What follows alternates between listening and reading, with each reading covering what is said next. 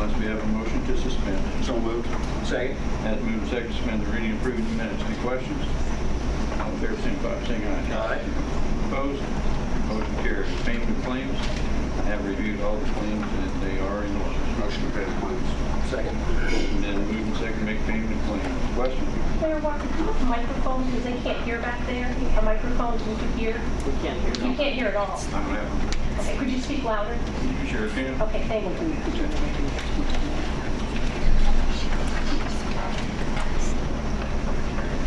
don't even know what he just mentioned in the past. Okay, first item we have, can you hear me now? Yes, better. All right. Miami Nation of Indians Police Escort request for October 18, 2015 at 11 a.m. I believe you have the request before you. This is something they've been doing every year for quite some time. And it's a very nice ceremony that they do. And I encourage everyone to take advantage of it. So, Motion to approve. Second. as moved and seconded to approve the request, police escort for October 18, 2015. Question? All in favor, signify by saying aye. Aye. Opposed? Motion carries. We're going to kind of switch this item 2 and 3 around for the sake of reading through this one section. The school resource officer agreement. There is a copy there. This is our agreement. The last, it's a yearly agreement with Peru Community Schools to provide some funding and support for the school resource officer program at all of the schools in Peru. We've gladly been a partner on that and want to continue that. I think everyone has reviewed that. Have you seen anything from a legal standpoint? No. Okay. Steve, did you find any concern? No, the costs are related with the employment of the resource officer. That's all the schools, isn't it? Except we do provide funding for one. Yeah. That's our, we want to partner in this program, so we do provide funding for it. But they're completely under the jurisdiction of Peru Community Schools. Yes, As far as the hiring of we swear them in up here and all that. Yeah, they are strictly a Peru Community School employee. yeah. Any other questions? Motion to approve the school resource officer agreement. Second. As moved and seconded to approve the 2016, I guess, would be school resource officer in Peru schools. Any further questions? All in favor, signify by saying aye. Aye. Opposed? Motion carries.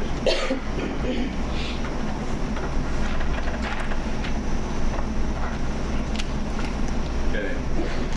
Last item on the agenda is Officer Mike Meeks requesting Board of Works review on his suspension. Before we get into this, I would just like to let everyone know this is not a hearing like you see that we've had before. It is a review because the chief does have the authority to hand down suspensions of 5 days under without board approval. But it is a review. Officer Meeks has been granted a review to hear his side of the story. The only ones that will be speaking will be Officer Meeks and then the police administration, Chief Reigning Assistant Chief Keller, will be speaking on this. So there will be no audience participation because it is not a hearing, it's just a review by Officer Meeks. Understood? And so we ask that you conduct yourself accordingly. I know Officer Meeks mentioned that at the last meeting as well. We're trying to give him an opportunity to let his side be heard. And so we appreciate your cooperation. With that, floor is yours. Oh, yeah, one other thing. Thank you, Bill. I think we mentioned at the last meeting in this hearing for this review, Mr. Berkshire will not be participating because he is a legal matter. This becomes a legal issue. He has to represent the city. Bruce Carson has been duly sworn in as an alternate member of the Board of Works, and he will be the voting member in place of Mr. Berkshire for today's action on Mr. Meeks. With that, Mike, the floor is yours. Thank you.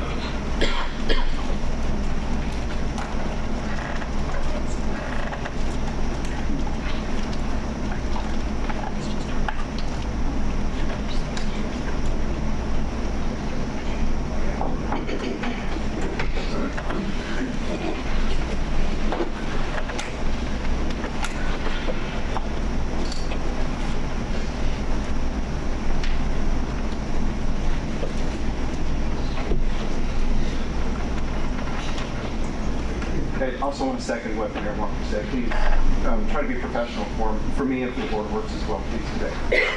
First off, Board of Works, I'd like to thank you for the opportunity to have this review. I know that it's something that doesn't have to be granted. I just wanted to let you know that I appreciate the time and consideration. This letter, I've actually typed up a letter for you folks. I'd like to read some things first before I proceed. This letter, request for review and consideration for a lesser disciplinary action is referenced my disciplinary letter from Chief Ray Rainey dated September 29, 2015, with reference 2015-R080. Within this letter, I'm accused of not investigating the violent crime in a proper or impartial manner. I was told that I cleared the call as a no action taken code. Can I proceed with an audio recording that I have? Order. Okay, thank you.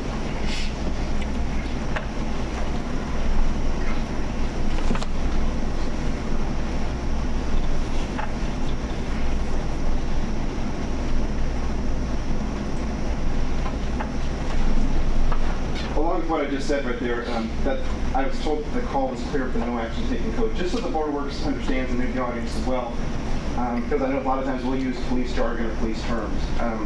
When an officer goes to a call, we have in-car computers in our cars. And when you go to a call and you complete a call, you have to clear the call on your computer. There's 14 separate codes that you have to clear the call with. It may be assistance given, no action taken, no investigation required. It may say arrest, report, crash report. There's just various items that you have there. Within those 14, and I'm going to ask Rick to help me on this, does domestic violence cue you to give input? Automatic workflow, yes. Automatic workflow. Okay. There's 4 different codes that you can clear with. Domestic violence can be on arrest, report, and a crash investigation.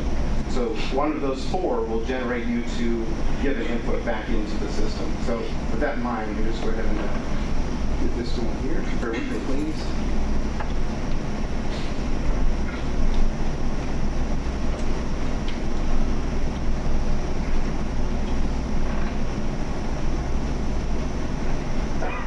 What this audio is, I was called into Chief Rainey's office here back on September 29 to speak about my disciplinary action. And during that time, Chief Rainey told me what my charge was going to be as far as my first charge, which was the not investigating a crime properly. And so during that conversation, though, I tried to reiterate that I felt like I did clear the call correctly. I continued to go on and on about it, saying I wouldn't think that I would use a no action taken on that because I felt like I just wouldn't do that. I don't know why I don't ever use that code, and I did reiterate that to Chief Rainey and Assistant Chief Keller. So if I could, it's about an 8-minute audio if I could play that. Bear with me, please.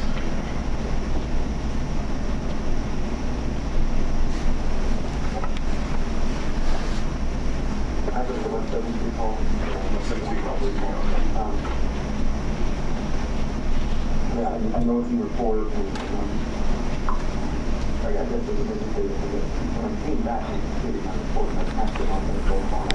I guess I did not realize that I put no action taken on the call. I'm not denying I did. I'm just saying that I didn't realize I had. But I thought I took the proper channels to let day shift know what had happened. Even told them, listen, hey, this is what I was told by the daughter. But then I also even hit up Officer Pittner in the back lot and said, hey, bud, this is what we had. You may go look. This is the description of the gentleman we had. And I'm not saying that I was instrumental in solving this because I think you have a different opinion of that. But I guess my concern here, though, or my thought process is that I did pass it on to the proper channels. Maybe my paperwork wasn't exactly what it should have read, but I passed it on. And I know Colton Pittner was instrumental in helping to solve this too. I know he and I think it was Officer Hoover knocked on a bunch of doors and did things. And was it because that I said, hey, you might want to go down there and do that? I guess that's the part I don't understand, Chief, is that if I thought that I did everything right, but my paperwork was a little bit not quite up to snuff, right. That I think the foundation is what we declare the call to be. And Rick's the one that investigated this and gave me the information, so I'm going to let him tell you as he told me. Okay. The question I've been dying to ask is, we deal with people who might be crazy all the time, and it's nothing to put in the report. Possible 1096 says this happened. We do it all the time with Florence and Nerney and whoever, all the people we deal with. And none of that was in your written report. None of it was in the written report. And I mean, your written report was good, but there was other information verbally passed on that wasn't in your written report. And then to clear it, no action taken on an attempted armed robbery. I mean, if that had happened at a bank or a business, would you have cleared it, no action taken? Like I said, Chief, I didn't realize that I didn't put no action taken. And I'll be honest with you, in hindsight right now, I don't know why I would have done that. And then once you did supplement your report with your conversation with Shannon, there wasn't anything in there to support it may not have happened. Because she even said that I don't think my mom would make it up. No, I agree. And that's why, I guess that's why. So I don't know, I mean, to me, just because someone behaves oddly, because sure, that's odd that someone would go to the force of pushing their way into a house with a knife and then say, oh, yeah, I'll go out on the porch and wait with you. Yeah, that's odd. Nobody would deny that that's odd. But to say that just because she acts a little oddly that she should get a different response from law enforcement than a bank or a business would in the same situation, I think that's not acceptable. Well, and that's the reason why I passed that on. You know, Right. I feel like if I felt like it wasn't a valid complaint, I would have just completed my report. Well, then by clearing it, no action taken, none of that gets forwarded through for more review, so we didn't let anything fall through the cracks. I mean, that's where it hinged on. I mean, had you cleared it report with what you had in there, it might be a different story. But I mean, I did let Detective Stuber know about it, you know what I Right. mean, and I informed him as far as But the problem with that is, Stuber didn't read your written report. He heard what you said because it wasn't forwarded in workflow. So he heard Mike Meeks say it might not have happened. And how many times have we dealt with people like Florence or with Nerney or someone who might be crazy, and with the verbal passing on like that, it kind of minimizes the incident. Would you agree? When you say it might not have happened, it's gonna make, like, if you say that to someone, where if you don't say that, like if you just tell me what was in your written report, I might have a little more urgency with it than it might not have happened. And then that in turn started making some other people on day shift think that investigations dropped the ball. Because when I first went back to investigations, I was like, why'd you drop the ball? Because I had someone on day shift come to me saying, this is Peru, this can't happen, and if it does happen, we need to nip it in the bud quick. And I totally agree with that officer who came to me. And I went back to investigations, and that was my first stop was, what happened? Why'd you drop the ball? Well, wait a minute, that report's not what Meeks told me this morning. I said, okay. with the exception of what With the exception of the daughter, about it might not have happened. Right. So there was doubt on whether there was even an attempted armed robbery at that point in the detective's mind based on the verbal pass on. But the thing that I passed on to him though too is that she said my mom's not all there, but I don't think she fabricated a story. So even But then with there's nothing in the workflow for them to follow up with. well, I agree with that. That's the part I think that I feel like I erred in. Is the way that I did no that. action taken. That's the biggest part. But I felt like by passing it on to the proper channels that the investigation did continue to roll on, and ultimately we did put somebody in jail for it. It did. And I mean, we talked about all these different aspects with that whole case. And like he said, a lot of things were left out. It all boils down to that no action taken. Can I don't know if Captain Vittipal told you why I left that part out. Did you guys even have a... No, because when I called Vittipal that day on the 6th and talked to him on the phone, I asked him why you would clear it no action taken and why you wouldn't put that in there about the phone call. He said, I don't know why he didn't put it in there. Right. And the only reason I didn't put it in there was just the compassion for the daughter. Whether that's right or wrong, I don't know. My thought was if the family comes in and says, hey, we're just checking on mom, we want to see what happened here, and they print that off, I guess I just didn't want the turmoil between the family members. It's something that I've done in the past and I've added in the past before. Maybe you just don't want the press, well, obviously the press can't see it, you just don't want the family members, press, whomever to see this. Well, and I understand you used to coach her softball team too. She said she knew you from So the last thing I wanted was for her to have bad light with mom, bad light with dad, bad light with brothers, sisters, uncles, whatever. So my thought was that if I pass it on the proper channels like that, then it's still known that, hey, this is a deal. And she says mom's not quite all there, but she says mom won't fabricate this. Mom wouldn't make something like this up. And so that's why I guess that's just my piece on that first one. In your report, you spoke to the daughter, and that she said that her mom wouldn't fabricate a story. She may get confused at times. but she wouldn't fabricate a story. I think everybody's bases would be covered for that part of it. But, I'm sitting here as chief, and I'm looking at it personally or looking at it professionally. If Joe blows somebody forces their way into her home with a knife, and that son or daughter comes to me and say, what in the crap is going on? Your officers declared there's no action taken. My mom could have been killed. My wife could have been killed. My sister could have been killed. And then 2 weeks later, a week later, whatever it was, somebody was arrested on it for 4 felony counts. Who is this guy that determined that this no action would be taken? I can't answer that, or the mayor can't answer that. The thing that I don't understand too is why I would clear with no action taken, because I think you can go through probably the last 3 months of my calls, and I'll even beg you to do it. I don't use that because I remember one time I don't like no action. and that's why I'm saying that, because I know you don't like it. Right. So that's why I'm floored that I used it, because usually it's the no investigation. I remember you and I having that I conversation. think in your everybody office. should take credit for everything they do. And from the second you said that, I've said, you know what, that's great, because even if you just jump out of your car to do an unlock, you took action, you did Absolutely. something. If you're physically And I agree present, with you're you. doing something. So that's why I'm floored that I used the no action taken. I don't know why, because I did take action. We searched You were- the area, absolutely. we completed a report, and I don't understand, Chief, why I did that. And that's why I'm assuming you're not going to reconsider, but my own thing is that I guess I just got your answer. You're not going to reconsider, so okay. That is my explanation. I don't know if it's what it means, but that is the reason why I did that. And I thought I did the proper thing with the roll call and allowing the detective to know, telling Colton Pittner, he may go search the area a little bit deeper. I think that those things assisted. I guess I'm just frustrated with myself for putting no action taken and. And another thing we need to put in our mind was how long it took you to revise your supplement report.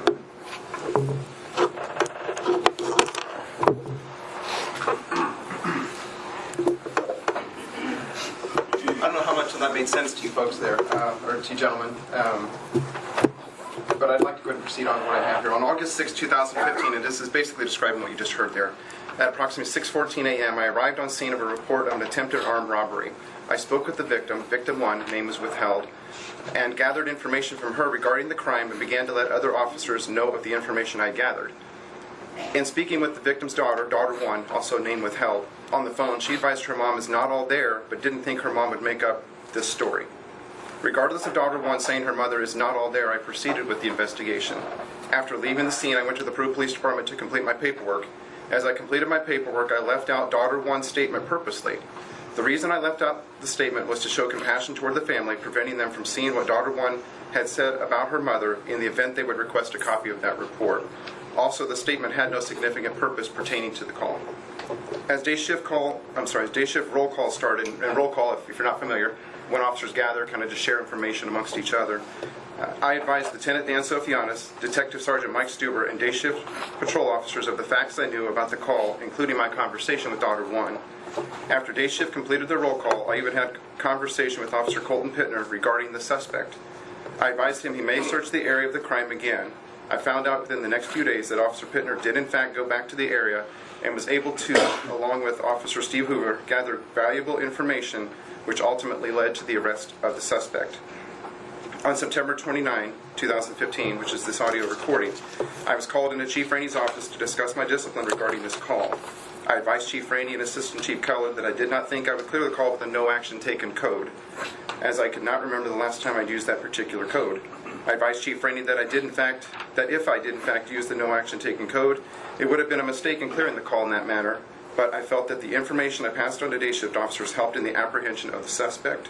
Chief Rainey still felt that my actions of allegedly clearing the call in that manner caused me to violate General Order Number 2, Roman numeral 18, resulting in him disciplining me for a Class A offense of Number 4, failure to complete an investigation in a proper manner. Upon reviewing the call, excuse me, bear with me just a second. I went back into this call, which is call number 15P9041. I'd like to present these to you, gentlemen. And once again, I understand that this is police paperwork and may be a little bit hard to understand. But if you go down halfway on the page where I've marked it at 6:55 a.m., right there you can see that if you, and I know it's hard to understand, but right beside that where it has the date and it shows the number 50, that's my badge number, and that's what we have, we go by in the computer system. If you continue to scroll on over there, in the parentheses it says MDC, and that's a mobile data computer. That shows right there that at 6:55 a.m. I completed this call. Okay? At 7:05 a.m., as you can see, the next highlighted area is where I would have completed paperwork at the Peru Police Department. If you continue to go ahead and scroll on up on page 1, you're going to see on the third line down, I didn't highlight it, but at 10:43 a.m. this call was reopened, and it was at a request by an officer to reopen this call because Officer Pittner and Officer Hoover were going on, they were basically searching the area, and so when the call was completed or cleared by me, when those officers are starting to do more activity on this call, they want to reopen the call, and so that will show that they did activity as well. At 10:43 a.m., the second highlighted area, it was requested that the call be reopened and closed. So as you can see right here, it was reopened and closed, and it's assigned to badge number 50, and I would have been at home most likely sleeping when this occurred. So the last person that cleared this call would have been the person that would have cleared this call with the no action taken, and that would not have been me. Okay, most likely would have come from Central Dispatch. If you flip to page 2, please. What I had said before about having 14 codes in our system and the way that we complete calls, like I said, when you complete calls, there's 4 different calls that will generate basically kind of an email or a message to you in your computer system in the car, and it says, hey Mike, you know what, you just completed this call and one of these 4 needs more paperwork. Report, arrest, crash report, domestic violence type calls. I'm going to assume about 99.999% sure that I would have completed it with a report. I wouldn't have done it with an arrest because I'm not making an arrest. I wouldn't have completed it with a crash report, no crash, and there was no domestic violence in this. So I would have completed this with a report. And as you can see out to the right, it says you have been assigned, and this is the message it gives you. When you complete it with a report, it then sends this message back to your car, and you can see at 6:55 a.m. when I completed this call at the scene, it sent this back to me and said, hey Mike, you have to give more input on this call. So this right here shows that I completed this call with a report, not with no action taken. If you can flip to page 3, please. As you heard in the audio recording, it was said in there that I did not workflow it. Workflow, what that means is that you send it on to the next supervisor, you send it on to detectives, or you just send it on for records. You can see here, where I've highlighted up to the top, if you look at number 1, I didn't highlight that, but number 1 where it says M. Meeks, and you go over a little bit further to the right where it says PPD Patrol, that's actually been cut off. It's PPD Patrol Supervisors. That shows right there that I did workflow this, that I did send it on to the proper channels, and I did it at 7:14 a.m., which would have been the conclusion of day shift roll call.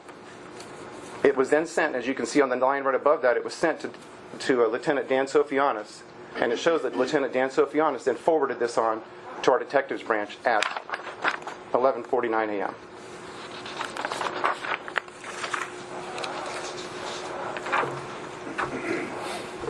Upon reviewing the above call through the Spillman system, I was able to gather documentation to show that I did in fact forward my report to PPD supervisors. Basically, I'm going to kind of repeat what I just said. I further have documentation to show I did not clear the call with no action taken, that in fact it was done by Central Dispatch. I found that after I completed the call at 7:05 a.m., the call had been reopened a couple times. The last time it was reopened was by Central Dispatch at 10:43 and cleared at 10:44. I was not working at this time and did not request the call to be reopened. In a telephone conversation recording, I found Officer Steve Hoover had called Central Dispatch to advise them that he was being shown as the officer in charge of the call. He requested that Officer Meeks be shown as in charge of the call. The dispatcher advised she would reopen and close the call, assigning the call back to me. As she cleared the call, she cleared it with a no action taken. So that's all I basically have for charge number 1. I don't know if we want to proceed on to number 2 or if you have questions regarding what we have on that. I'll tell you what, why don't we take one at a time on this, so it's fresh in everybody's mind. Chief Ray?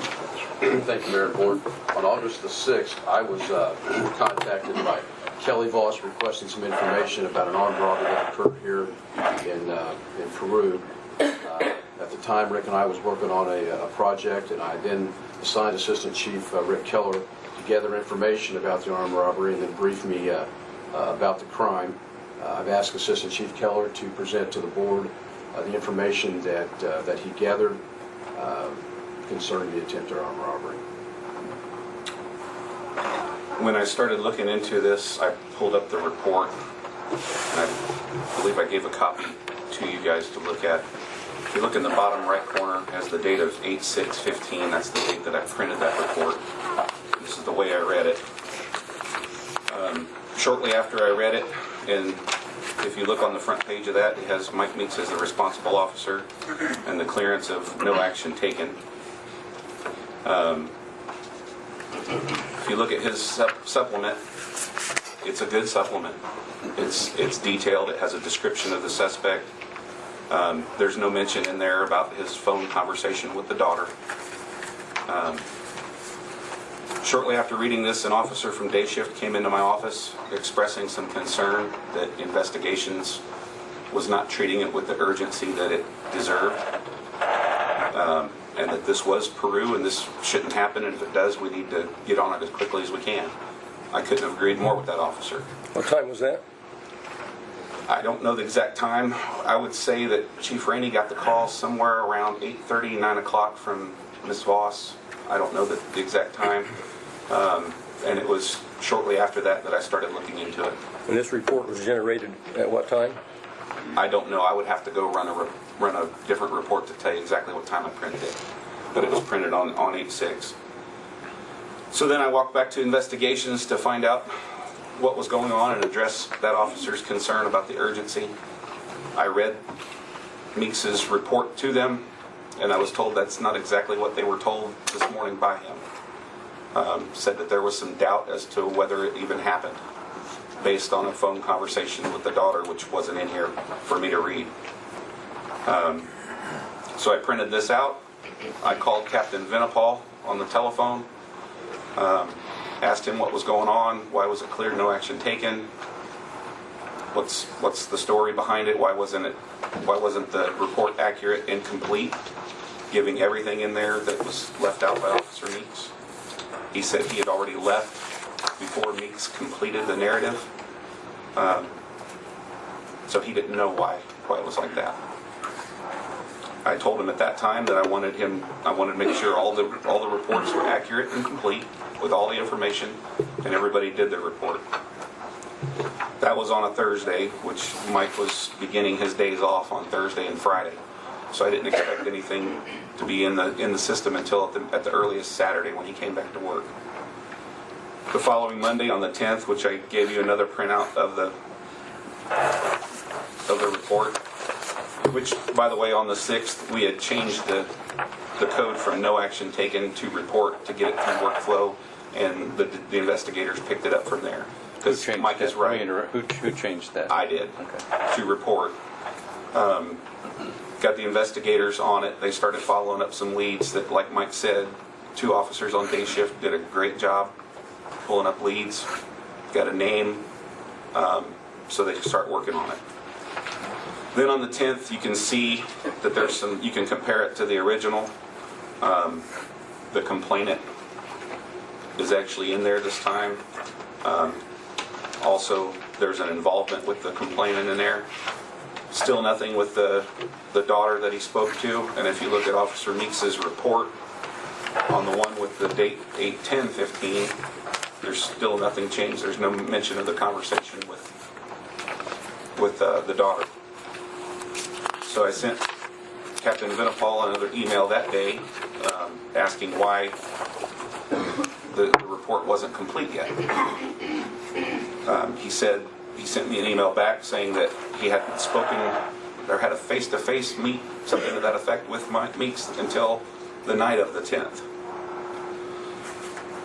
So he didn't get on it until the 9th, or the 10th, excuse me.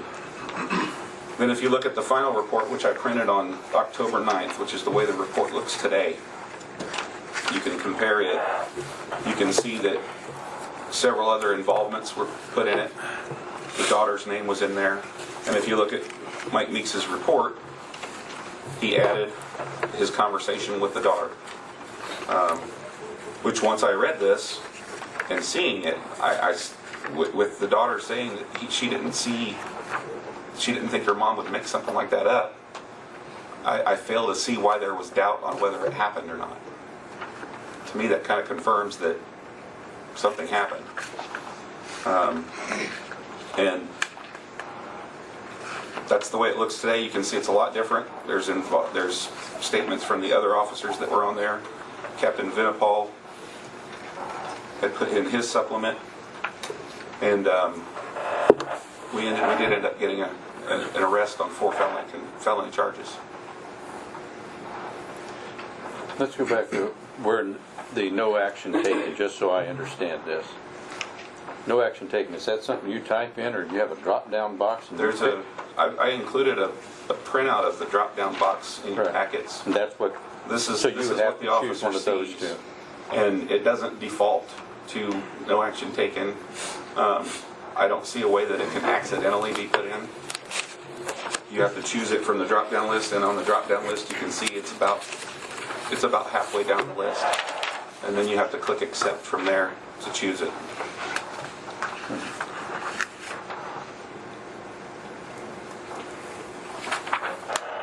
I have a question for Officer Meeks.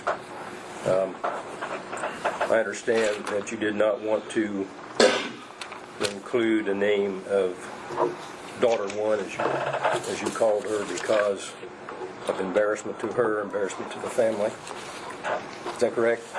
No, I did eventually put her name in there. But on your first report, you did not. That's correct.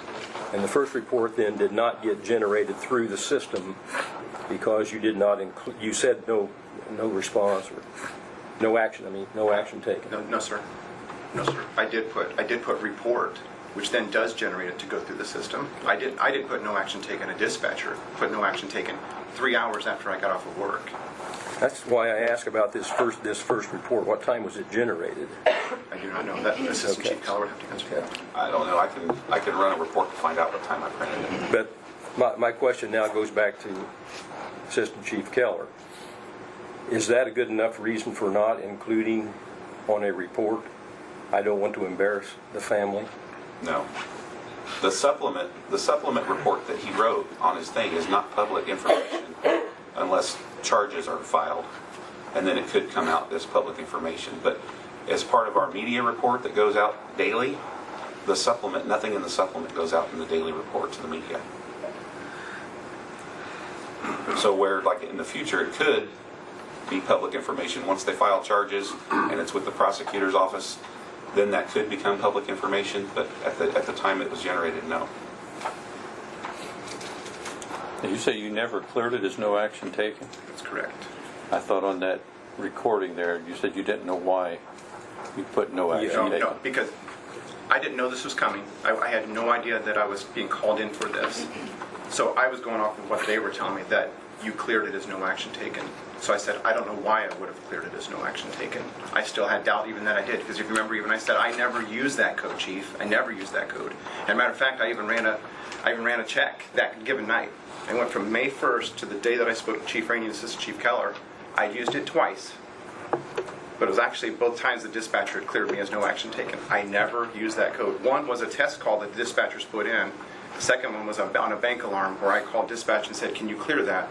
They cleared it as a no action taken for me, which is my fault. I should have told them not to on that given call, not this call here, on that given call. I never used that code, Mayor. Is that a routine thing that dispatchers close out tickets?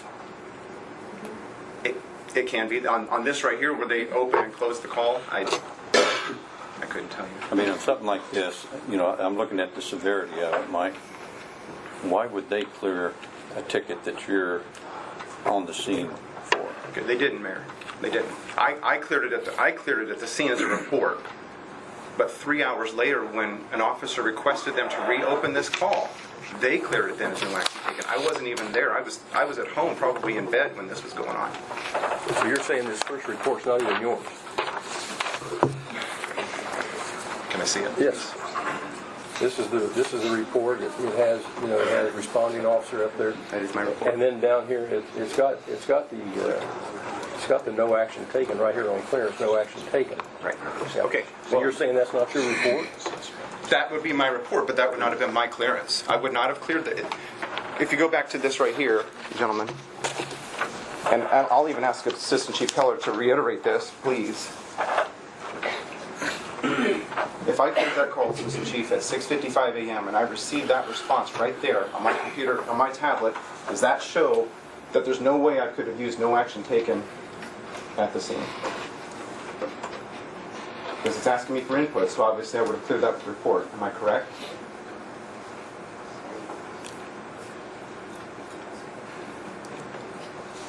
While he's looking at that, why would you, what? No, Please, people, please stop. Please stop. No, I'm just, Please stop. why would you clear a ticket if there's nothing final on that? I mean, if you get to call, what was it, I think 6:14 a.m. Yes, sir. Okay, at 6:55. At 6:55, I've talked to the victim. There was no evidence to be gathered there at the scene, in my opinion, and also in my supervisor's opinion. There was no evidence to gather. The guy walked in. The guy was pushed out. Nothing to gather. but shouldn't there be a record if you cleared it as report at 6:55? Shouldn't there be in this tracking system? That's what he had right there, sir. No, is it saying you put in report? Does it actually say report? I'd have to ask. I'll be honest with you, I'm not real familiar about running these things because I never have to run these types of things. I wouldn't have today. At it says 6:55, badge 50, Mike's name on there. Right. But it really doesn't say. It doesn't show. And Assistant Chief Keller may be able to run that. I don't know if he can. If he can, I'd welcome it. I'd ask him to beg him to go run it because I'm positive I completed his report. But like I said, that thing that I just handed to Assistant Chief there, that would not pop up that message. If I cleared that call at the scene as no action taken, it would not give me that message. It only gives me that message if I clear it with report or those three other types. But again, I want to go back and ask you. If you, in that meeting, you said, I don't know why I cleared it that way. Well, why would you make that comment if you really didn't think you cleared it that way? I can't answer that. I don't know. But there's no way, Mayor. There's no way because basically I'm going off of what these two gentlemen said. They said you cleared it as no action taken. So I'm saying I don't know why I would have. I never use it. So I know in my heart I'm about positive I wouldn't have done it. What I'm saying is if you thought no, I didn't do it, no action taken. When you said no, I cleared it as report or whatever. I didn't have the evidence. I didn't even know this meeting was coming with those. If they would have given me the opportunity to say, hey, we're going to call you in for this. I got called in. I was said, here you go, here's your discipline, and I was dumbfounded. I'm like, there's no way I would have cleared this with no action taken. And the proof's in the pudding. It's right there on that paper, right there. It shows that I did not clear it that way. I cleared it with report. The 6:55? Yes, sir. I'm not part of this. No, you're fine. Had you cleared it as report, wouldn't it have gone into the workflow? And it did, and that's what page 3 shows, sir. If I can. The only discrepancy that I'm seeing in what you gave me, this is the first time I've seen this, and your report is the report that you put in. You have a paragraph in there where you say at approximately 7:10, dispatch advised of a call. So if you wrote this after 7:10, how did this get this timestamp of 6:55? Well, because that doesn't make sense. I would need more time to look into that. Because you put in there right there at approximately 7:10. This is your report from the 6th. Excuse me. Make sure I'm looking at the right one. From the 6th, you put in here where you're still typing your narrative at 7:10. But that timestamp says 6:55, so I would need time to look into the veracity of that. At 6:55, at 6:55 is when I cleared it, and you can go back to this radio log. At 6:55 shows when I cleared it at the scene, and it says mobile data computer. I have to clear it at the scene. I cleared it at the scene at 6:55. You can see then, and Assistant Chief Keller saying a call came out at 7:10. He's right.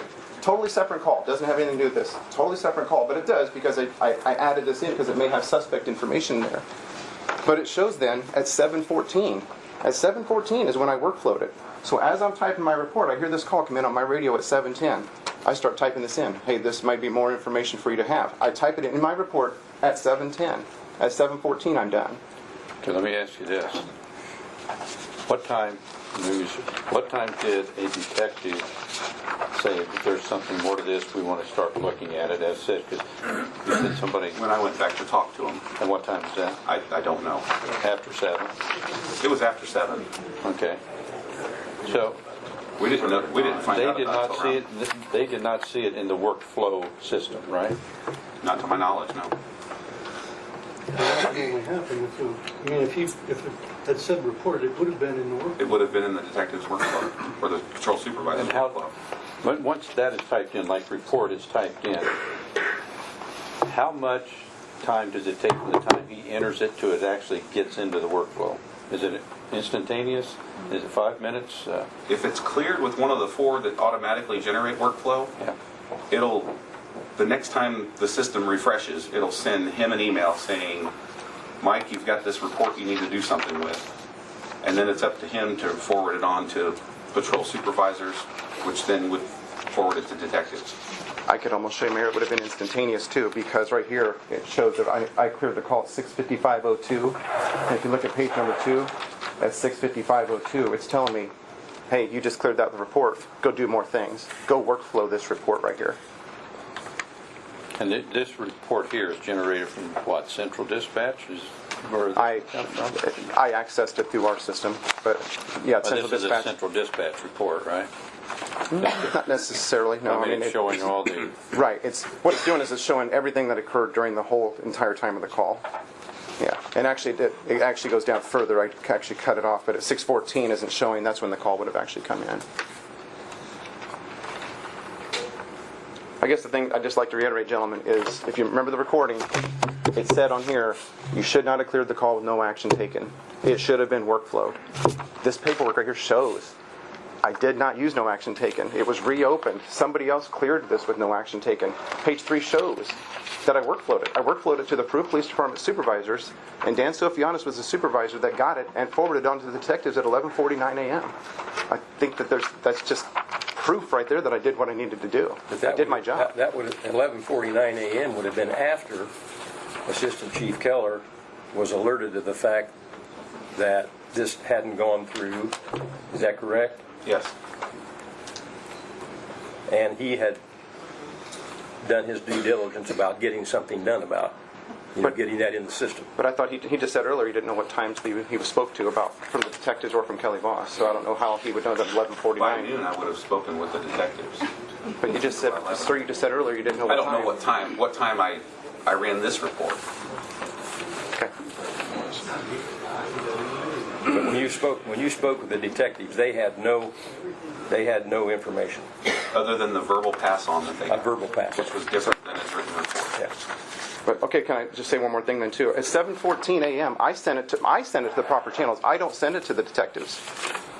Dan Sofianis, Lieutenant Dan Sofianis, would have been the one that sent it at 11:49 a.m. So Assistant Chief Keller's right. If the detectives came up to him and said, "Hey, we haven't seen this. We know nothing about it."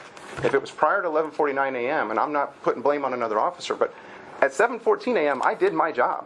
I forwarded it to the proper channel, and I think that I would hope that they would second that and agree with the fact that I did forward this on. Assistant Chief, does it not show that? Your report does. I would want to check into it, Does it though. not show there at 7:14 a.m. though that I forwarded on? It shows that it was forwarded from Sofianis At 11:49. to them. Yes. But at 7:14, did I not send that on to Dan Sofianis at 7:14? That's what this says. Thank you.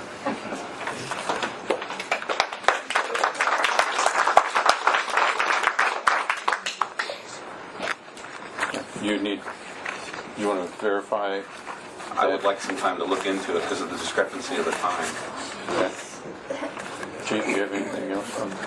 I think that the urgency and the sensitiveness of this kind of a crime, in my opinion, and I stated from the start that once that Mike arrived on the scene, I think he was about a block away probably when he got the call. So we got there really very quickly, and there were 3 other units involved from the Peru Police Department investigating the crime or involved with it. I'm sure Mike had a description of a suspect within minutes that he was there talking to the victim, because that's the first thing you're going to get is the elements of the crime and what happened. And again, my question from the start was, why wasn't the detectives contacted then? And the feedback that I got was that they were coming out at 7 o'clock, so they didn't want to call them out earlier.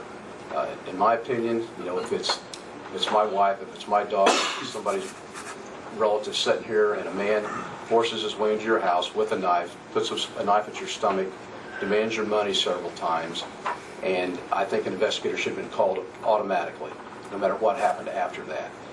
And the decision to wait until he came on duty, and he was due at 7 o'clock, I don't think it's a proper way to conduct that investigation, because we did have a description of the suspect, a description of his clothing. I think that was negligence right there on that part. Chief, did you tell me during our meeting that I should have called out a detective? Was that part of my disciplinary policy or discipline right there? Did you tell me that I should have called out an investigator? Because I don't know if I did when I talked to. I can replay the recording. It's not in there, sir. You can replay it. I don't care. I don't know if I did or not. I wasn't told.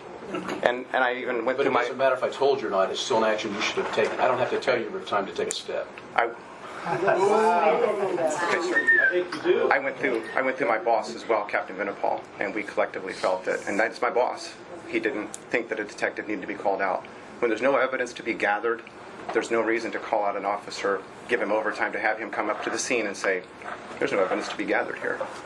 So It sounds to me like there was a nonchalant attitude about it because somebody had said that the lady might not be altogether, might be crazy. This crime may have never happened. I mean, did I hear some of that in reading the reports that, but I would think that if you would get a description, if a person was able to give you a detailed description of somebody, then you would have to think, well, this probably happened. But I agree with Mr. Goff, and that's the reason why I passed it on to day shift, and that's why I passed it on to Officer Pittner, and that's why Officer Pittner went out with Officer Hoover and solved this crime. If I don't tell them during day shift time that this is what's going on, this crime doesn't get solved. I can't say it doesn't get solved. Excuse me. It doesn't get solved as quickly as it was. But it sounded like it was quite a bit later when another officer finally said, hey, we need to take a look at this. No, it was at 7:14 a.m. I completed my call right there at roll call, walked out to go home and stopped Officer Pittner in the parking lot. Officer Pittner then does a great job and goes out and finds the bad guy. And tells our detectives, and I don't know when the time frame was that he told the detectives, but they get on it too. They did a great job. And ultimately, that gentleman went to jail. Let me ask you this. Why was it not continued at the time, say, coming in till roll call? Because, I don't think we've ever made doubts that if you're working on a case that there's something happened, then you have overtime, you can't work. If there was a case there, because they went out and ultimately found the guy and made that happen. So why wasn't anybody just staying on it to get this resolved and keep looking for this person instead of referring it to someone else? Well, the call came in at 6:14 a.m. and at 6:55 is when I left the scene. So you're talking 43 minutes, 42 minutes, 41 minutes. That officer searched the area. But at that time, when there's nothing to be found, we're not going to stay over for overtime at that point. So we go in, we pass it on to day shift. Day shift then goes and takes over. Okay, help me understand this. You made the statement earlier, there is no evidence to be found, or something to that effect. Mm-hmm. But they ultimately found evidence because 4 felony counts were charged, right? Okay. To my knowledge, no evidence was gathered, sir. The only thing that was gathered were statements from individuals saying, this is the one you want to find. I don't even know. I'll be speaking out of turn there, but no evidence to my knowledge was gathered at the scene, which was the only place I was at for the time being while the other officers were searching the area. I think it's even more relevant that an investigator should have been called out, especially given the time, almost ready for third shift to go off duty and first shift to come on, where if an experienced investigator would have been on the scene to coordinate this from the start, I don't think the ball would have been dropped. I think it would have been handled more smoothly because as after this call, we had 2 or 3 other calls where our suspect was potentially involved with, and nothing says just because there's the knife's not left at the scene or whatever you want to call evidence that this subject couldn't have went on the other side of the Peru to another community, to a bank, wherever, and attempted to commit the same thing. So that's why there just wasn't a sense of urgency in this kind of investigation. There should have been. Our investigators get called out for other things. They were called out the other night because of a car that was stolen and wrecked. To me, that's not near as an urgency as somebody sticking a knife and forcing their way to somebody's residence. So that's where I'm coming from. I can even speak to that. There was blood in that car, so there was evidence to be gathered at that call. There was no evidence to gather on this particular call. There was none. But the fact is, it didn't go into workflow. It did go into workflow, sir. It did. Page 3 shows that, sir. Yeah. Well, I know but this the is confusing detectives to you. didn't have the report. Okay, but I did my job. I did my job, and I sent it off to the proper channel, which was day shift supervisors. At 7:14 a.m., I did my job. If it stays in that workflow from 7:14 to 11:49 a.m., that's not on me, sir. That's on whoever, and I'm not even blaming him, because if I can recall, I think he was even training somebody, so he was out and about doing his thing. So I'm not even putting blame on that officer either. I'm just saying that I did what I was supposed to do. I cleared it with a report, and I workflowed it. And those are the things that I was told right there in that audio recording that you all listened to that I did not do. And I did those things.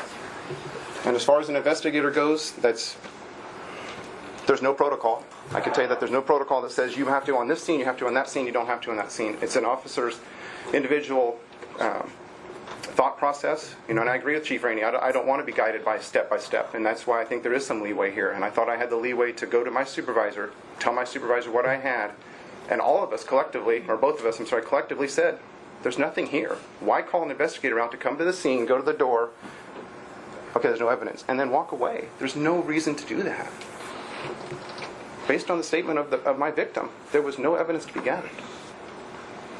Okay, what evidence did they gather to make 4 felony convictions? I mean, somehow they had to have a reason to charge 4 felonies. Mike Stuber's right out there. I can ask him to come in, if that's okay. Can you guys ask Mike Stuber to come in, please? Do you know? I can answer that for you. Okay, go ahead. And Mike can confirm it, or he was on the tail end of it. But like I said, there just was no urgency about this case from the very beginning. The suspect that they had was then somewhat dismissed as a suspect after interviewing him. I was contacted by a concerned individual, came in and sat in my office, talked to Assistant Chief and I, that was concerned about the well-being of this person that we ended up arresting.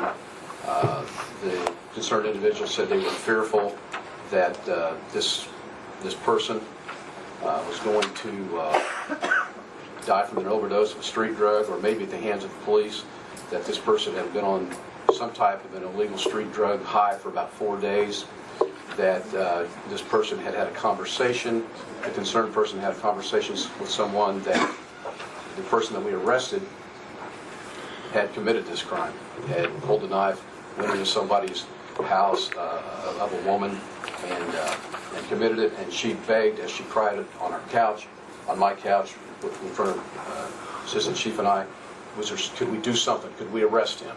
I said, ma'am, without any kind of evidence, we can't just go on hearsay. If there's someone that could come forward as a witness, and they will call me, I'll do my best to see that this person gets some help. And so later on that evening, I received a phone call from someone who said that they were a witness, and that the person that had been the suspect had confessed to them that they went into a female's house with a knife, forced their way in, demanded money, and then she described that he advised he was coming down off of his high and then walked outside on the porch. I asked her what type of clothing he was wearing, and she described his red football jersey to a T, the same as what the victim had described earlier. Also advised that he had confessed to her that he had committed this crime where it was at. They had a domestic around 3:30 in the morning. He left her residence pushing a baby stroller with a case of beer in it, also with a black male, left the residence there. This black male and him and the stroller was seen somewhat in the vicinity of the crime, where the person that we arrested had attempted to sell some narcotics to an individual on the street. And I think the call came in later on that morning, maybe mid-morning, about that incident. There was also an incident that the patrolman investigated that same morning, where the same description of the subject was seen in looking in an alley. They talked, I believe, Rick, you can correct me if this is incorrect here, talked to the city workers of a garbage truck and said that they were looking for a briefcase that had $1,000 in it. So he was seen again. He was also seen earlier that morning in someone's yard where a lady looked out and her gate was open, and this suspect was standing out there. So there were several incidents within the same time frame of a person that fit the description.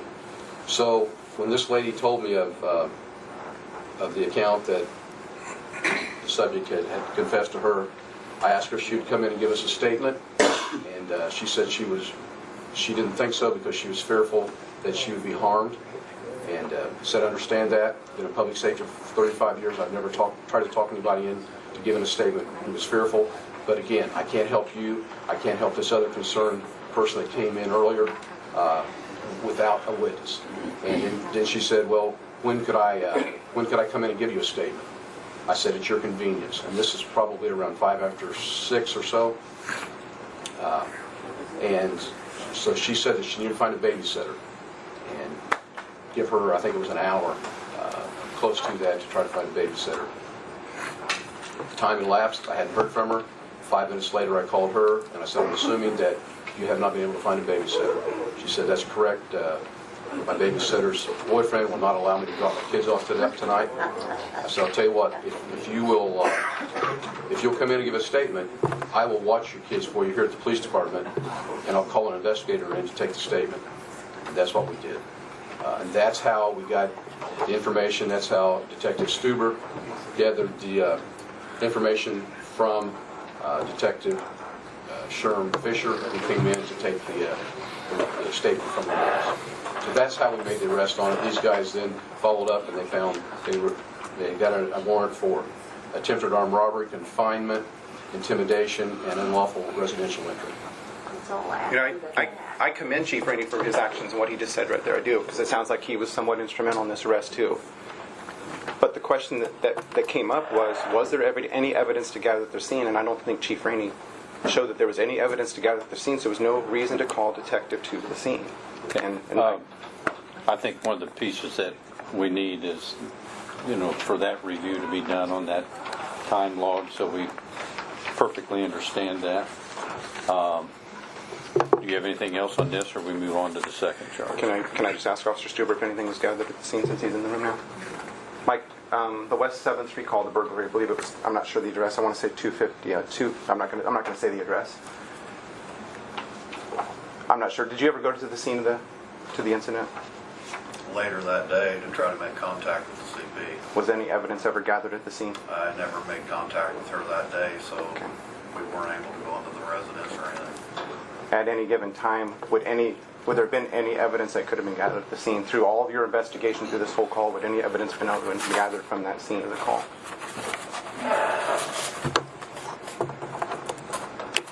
To my knowledge right now, no. Thank you.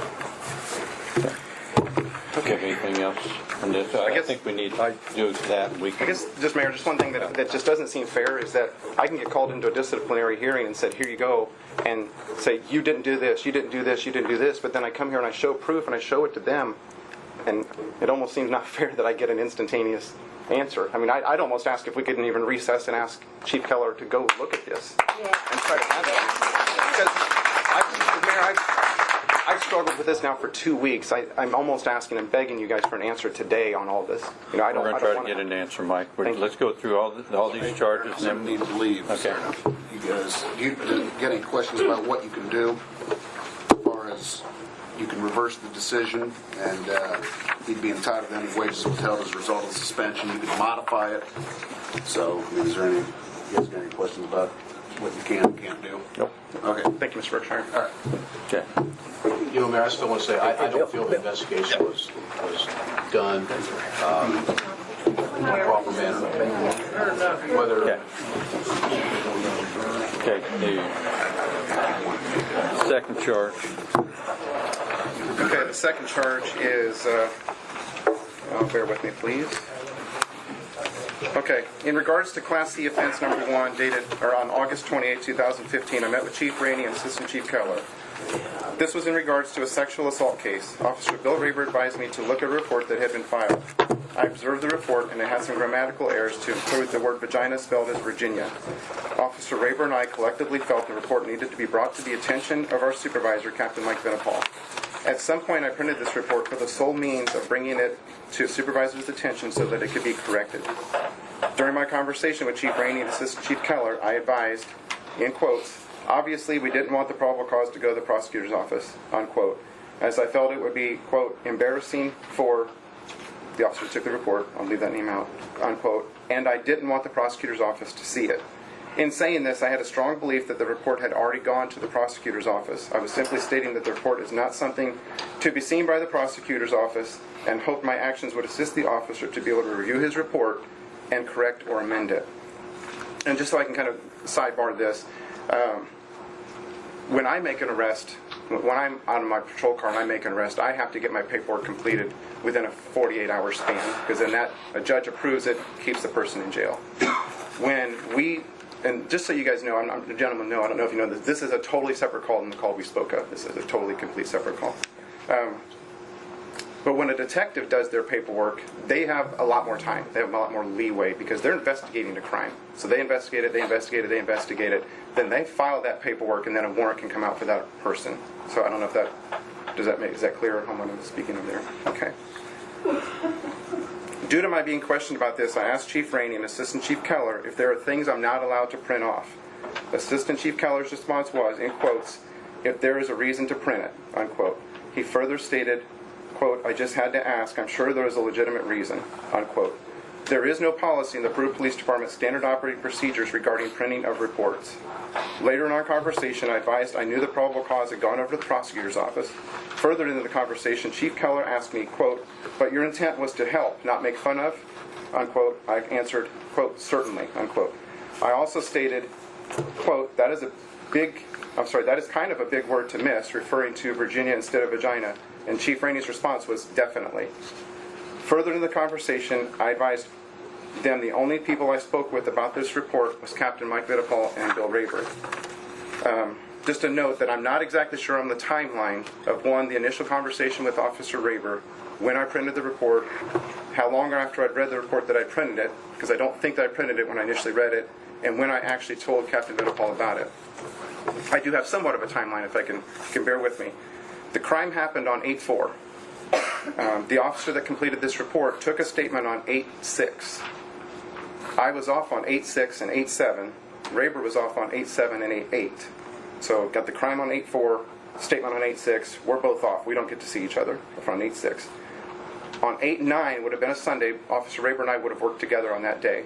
I'm going to have to assume, can't be positive because I would have never known that I would need to have this timeline, that Officer Raber and I would have spoke on that Sunday. That would have been a day that Mike Venepal would have been off, so my boss wasn't working on that given day. The report then was completed the next day at 1:03 p.m., and I printed the report approximately 35 hours later at 12:51 a.m. So I would have worked with Captain Venepal all of Monday, and when I came in on Tuesday night, I printed the report. And I can show, I have documentation, in fact, of when I printed that report. And I would have told Captain Venepal sometime during that time frame, is my assumption. I cannot be positive because I didn't think I would have needed to document these times. Also during my conversation, I was asked more than once about the whereabouts of the report that I printed. I advised both Chief Rainey and Assistant Chief Keller that the report was either in my patrol car or it had been shredded. In Chief Rainey's disciplinary letter to me, he states that I, 1, printed the supplemental report without a legitimate law enforcement need, 2, failed to properly secure the copy of the supplemental report, and 3, do not know the whereabouts of the printed supplemental report containing sensitive and confidential information. It is Chief Rainey's belief that my conduct did not reflect favorably upon the department. I feel as though my conduct did reflect favorably. Assistant Chief Keller himself even stated during the meeting that it is okay to print it if I had a reason to do so. My sole purpose for printing the report was to assist the officer who wrote the report. Once again, I want to point out that there is no policy in our Peru Police Department standard operating procedures regarding printing reports.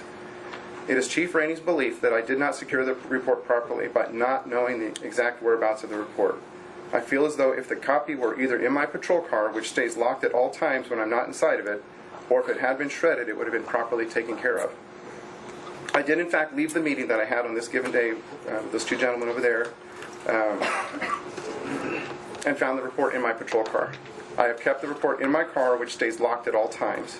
The report is out of the view of the public. The reason I've continued to keep the report even as of today was to prove that I've known its whereabouts since the meeting that I had with the two chiefs. And to this date, October 15, 2015, I still have not been asked about the whereabouts or to produce the report from either Chief Rainey or Assistant Chief Keller. As of October 1, which was our last Board of Works meeting, I locked the report in a console in my patrol car. It is my belief that I'm the only one who has the key to this console. And the reason why I locked it in there is because I knew I was going off for 12 days because of my suspension, and I didn't know if another officer may get in my car. And I thought, well, I'm going to go ahead and keep it in there because typically we don't share cars, but if a car breaks down, someone may use my car. So I thought I'm going to go ahead and keep it even more secure. I can provide a copy. Matter of fact,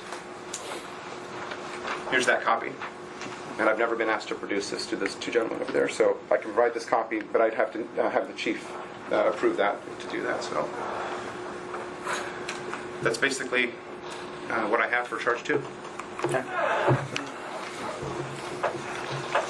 So like Mike said, on August the 28th, Assistant Keller and I met with him to discuss his reasoning for printing off this supplementary report of a sexual assault case that had been investigated by one of the investigators. And upon Patrolman Bill Raber's recommendation for Patrolman Meeks, without a legitimate law enforcement need, he printed the supplementary report from Spillman. Patrolman Meeks advised Assistant Chief Keller and myself that he then discussed this misspelling of vagina and other areas within the supplementary report with Captain Mike Benapal and Patrolman Bill Raber. Patrolman Meeks first advised that his reasoning for printing the report and discussing the report was to bring the report's errors to the attention of Detective such and such before the supplement report was submitted to the Miami County Prosecutor's Office for review. After Assistant Chief Keller advised Patrolman Meeks that the supplement report had been submitted to the Miami County Prosecutor's Office 2 days prior to him printing it off, then the report, Meeks then confessed that he knew he printed the supplement report after the supplement report had been submitted to the Miami County Prosecutor's Office. This supplement report contained confidential and personal information of the victim, suspect, and witness, as well as sensitive facts pertaining to the alleged sexual assault.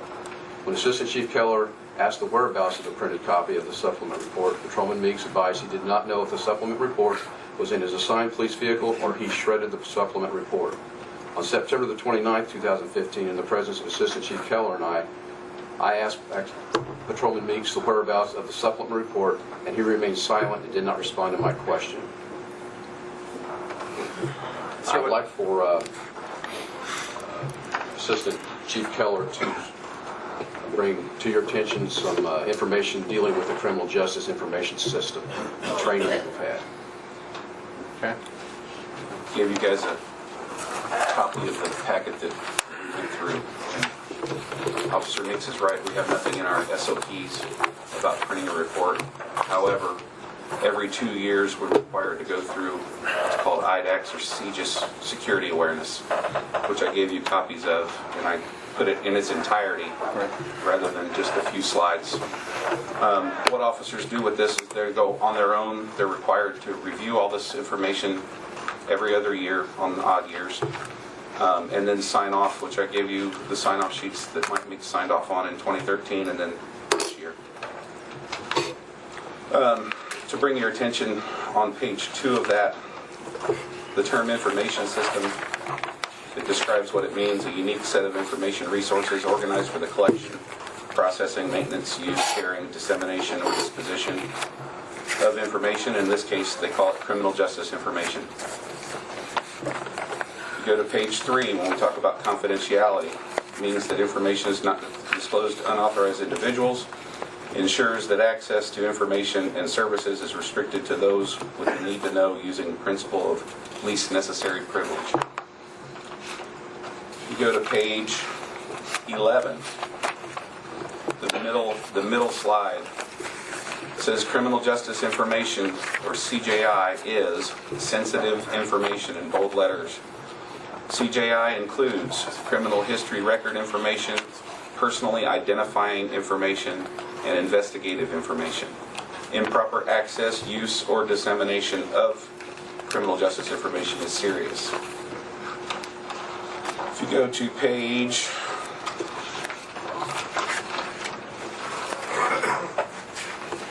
27, the bottom slide, the slide is entitled Protecting Media. Media includes hard disk drives, external and internal, floppy disk, USB, memory cards, smartphones, handheld, CDs, DVDs, tapes, printouts, and photographs.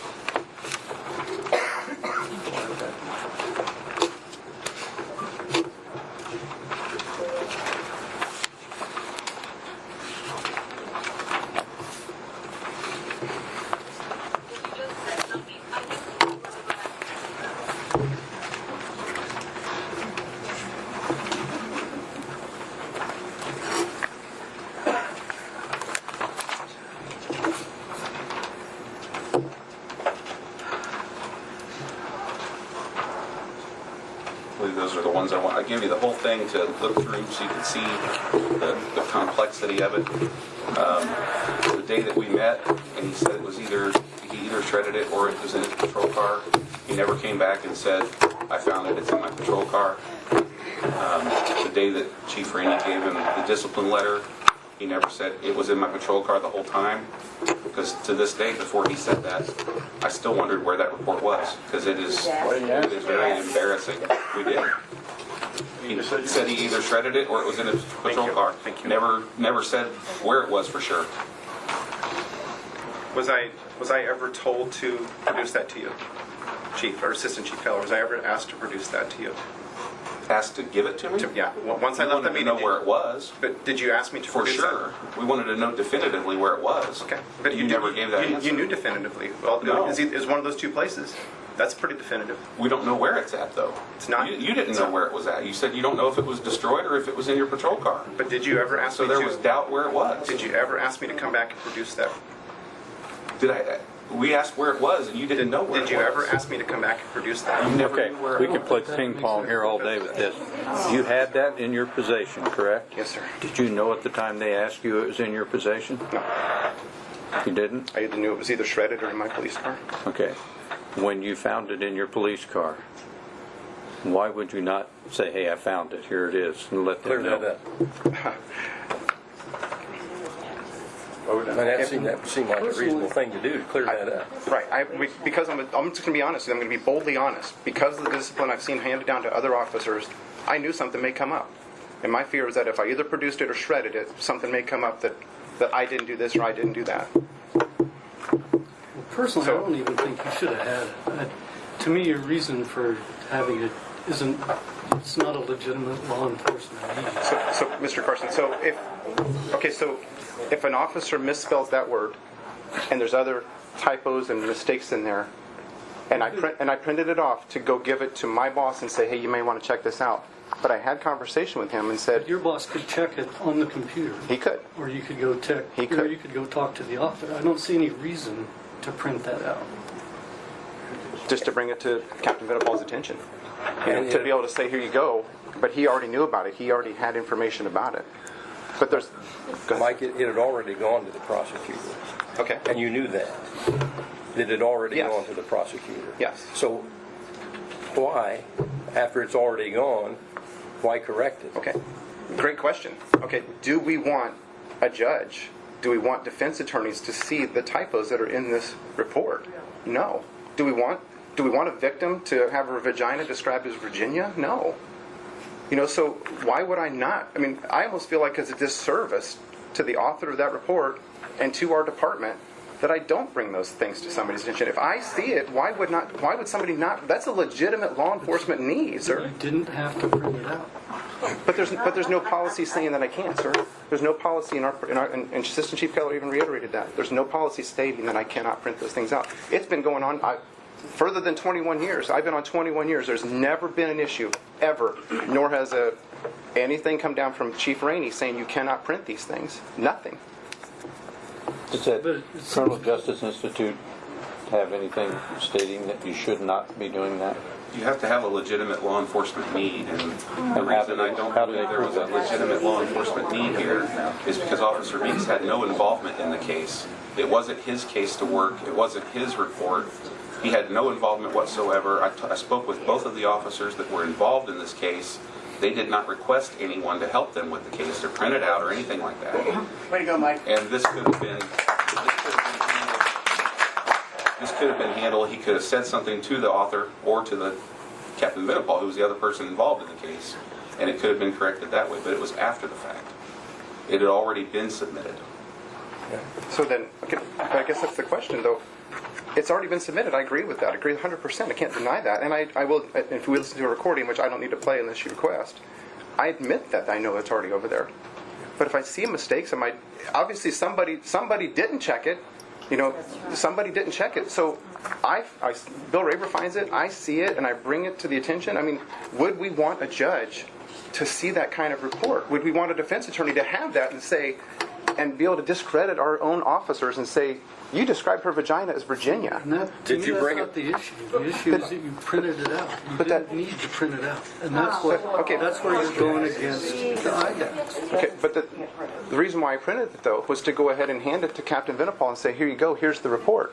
But when he says, I've already seen it, okay, good enough. Because I want him to be able to grab it up, see it, say, okay, circle here, circle here, circle here, these need to correct it, these need corrected, these need corrected, and then hand it back to the author, who is a lower officer than him, but it's a higher officer than me, and say, here you go. So you wouldn't go directly to the author of that document that you printed? You wouldn't go directly to that author? You could. You could. But you didn't. But the first person I saw was Captain Benapal. And so I brought it to his attention and said, here you go. Because he ultimately is one of the ones that does, I believe it's him and Chief, correct me if I'm wrong, I think it's yourself and Officer Benapal, the ones that check reports when they're typed out. What's that? Who actually, when a detective does a report, who does he work for that to actually have it checked or before it's sent over there? Captain Benapal generally looks over it. Okay. So there you go. I mean, that's the thing, is that officer doesn't work my shift. Captain Benapal does. It's Captain Benapal, here you go. How long did Captain Benapal know of? He said he had that. He knew of it or had the report. I'm not sure. But I mean, if you think about the timeline I gave though as well. But I guess my point is this. If you were concerned about it, couldn't you have gone to Captain Benapal and say, hey, there's a report out there that does, and if he says, hey, I already know about it, we're working it. So if somebody's already trying to correct whatever they want to correct on it, yes. Wouldn't that have been an easier way to go than to print it? In hindsight, now I beg you, I wish I would have done it now in hindsight, but it's never been an issue to print reports. It's never, ever been an issue. And I agree, Mr. Carson, I think it is a legitimate law enforcement need. I do, because do I just let an officer sink? Do I just let that report? That's a disservice to that officer if I don't say... It's already happened. It's already happened. But it can the report's already there. But it can be corrected, sir. He can go to the prosecutor's office and say... Sorry, sir? Do you do that on other reports? I have. Now, as far as reports that have gone there, typically we will hand reports to one another. I mean, any officer in this room can attest to that. Hey, Mr. Goff, you do me a favor. Here's my arrest on that OWI. Will you go ahead and look at this for me? I'm assuming that the officer didn't on this. Why would I not? I guess that's the question for you, gentlemen. Why would I not? I guess that's the question I ask. Should I have read that report, saw the mistakes, and said, that's on him, and not say anything? No. All I'm saying is, if you're going to check on that, obviously you heard about it from somebody else. Correct. And that's why you went in to see what was going on. Yes. Okay? So that person who knew that, if they were aware of that, why didn't they go to Captain Benapal and say, here's a problem, you need to correct They don't have the heart Mike does, that's why. I'm sorry, sir.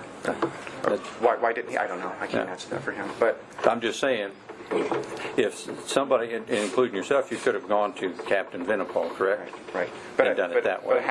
But it happened on a Sunday night. Okay? And I printed it, and just, you're right. I could have done that. And in hindsight, do I wish I would have? Yes. But I violated no policy by especially if the report's already over there. Right. But it can be amended, Mayor. I know, but I mean, it's already, you said you wanted to save them embarrassment. It's already over there, and you've already read the report. Correct. The embarrassment's already there. Okay, but I'm talking about not the embarrassment to the prosecutor's office. I'm talking about the embarrassment to further channels. What if our officer has to get on the stand? And let's say Chief Rainey's sitting out in the audience. An officer's on the stand. Yeah, I meant to put Virginia, but I put Virginia. Vagina. Yeah, this word's wrong, that word's wrong, that word's wrong. It's going to be embarrassment to Chief Rainey. It's going to be embarrassment to the officer. Why would I not try to save face for that officer when I have an opportunity to do so? And I guess that would be the thing I ask. When it goes to the prosecutor's office, a report like it, you say they go on the stand. If it goes to the prosecutor's office, and the prosecutor's office sees that, do they typically, if there's a misspelling, let's say that you misspelled a word on one of your reports, do they typically call you and say we need to correct this? They have never called me. I mean, has it happened to any officer? I'd have to ask them. Jay, Sam, has that ever happened to you? No, sir. No. Yeah, we'll check with the prosecutor. Why, if the prosecutor had it, did he say, I need to get this corrected? We can check with him on that. Can I?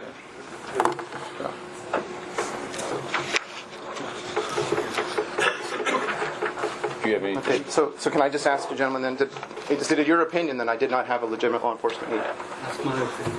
My opinion. So I guess, what would have been a legitimate law enforcement need? If I can ask. On the case, or I think you could have done that. You could have went and talked to him. You didn't have to print that out and keep it in your car for a month or whatever you had. But my It didn't need to be printed, and when it's printed, somebody can get a hold of it. I know you took pretty good care of it, but it's possible it could get out. So why print it if you don't have to, and you wouldn't have had to print it? But I told you why I printed it, though, sir. I know you, and I don't think your reason is good enough. I don't think you should have printed it. I would not have printed it. That's all right. You don't work law enforcement either.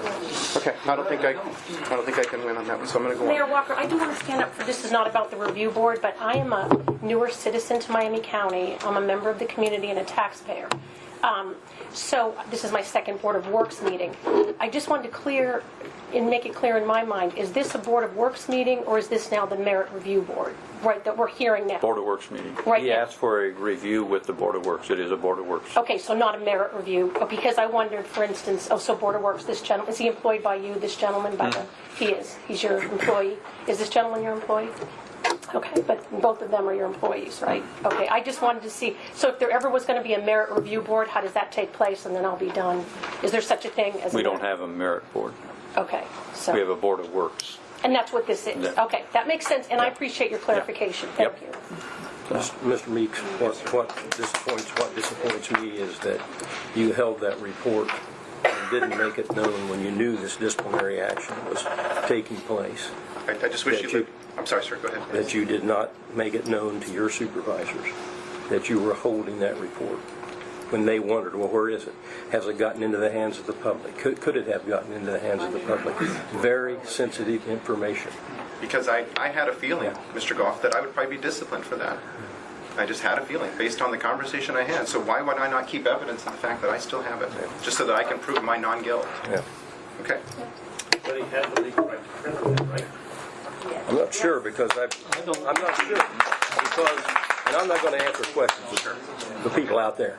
They've been asked not to speak.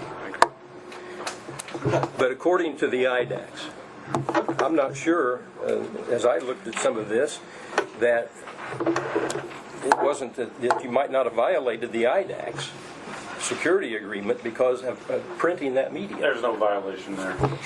Okay, everybody, please stop. Please stop. I don't think that I did, sir. In my opinion, and I think in 75 other people's opinion, I had a legitimate law enforcement need to print that. I don't understand. I want to keep beating a dead horse. I don't understand why I would not bring that up and let that officer fail. Okay. Do you have anything else? Do you have anything? The board members have provided the report that Patrolman Meeks printed off. You've read it, I'm sure. You know the sensitive information that's in there from the described sexual encounters, not just one, but more than one. Things that would probably embarrass a few people to read. Rick's concern, my concern, when we didn't know where that report was at when it had been printed, was where is it? And we've got information about a victim. We've got information about a suspect.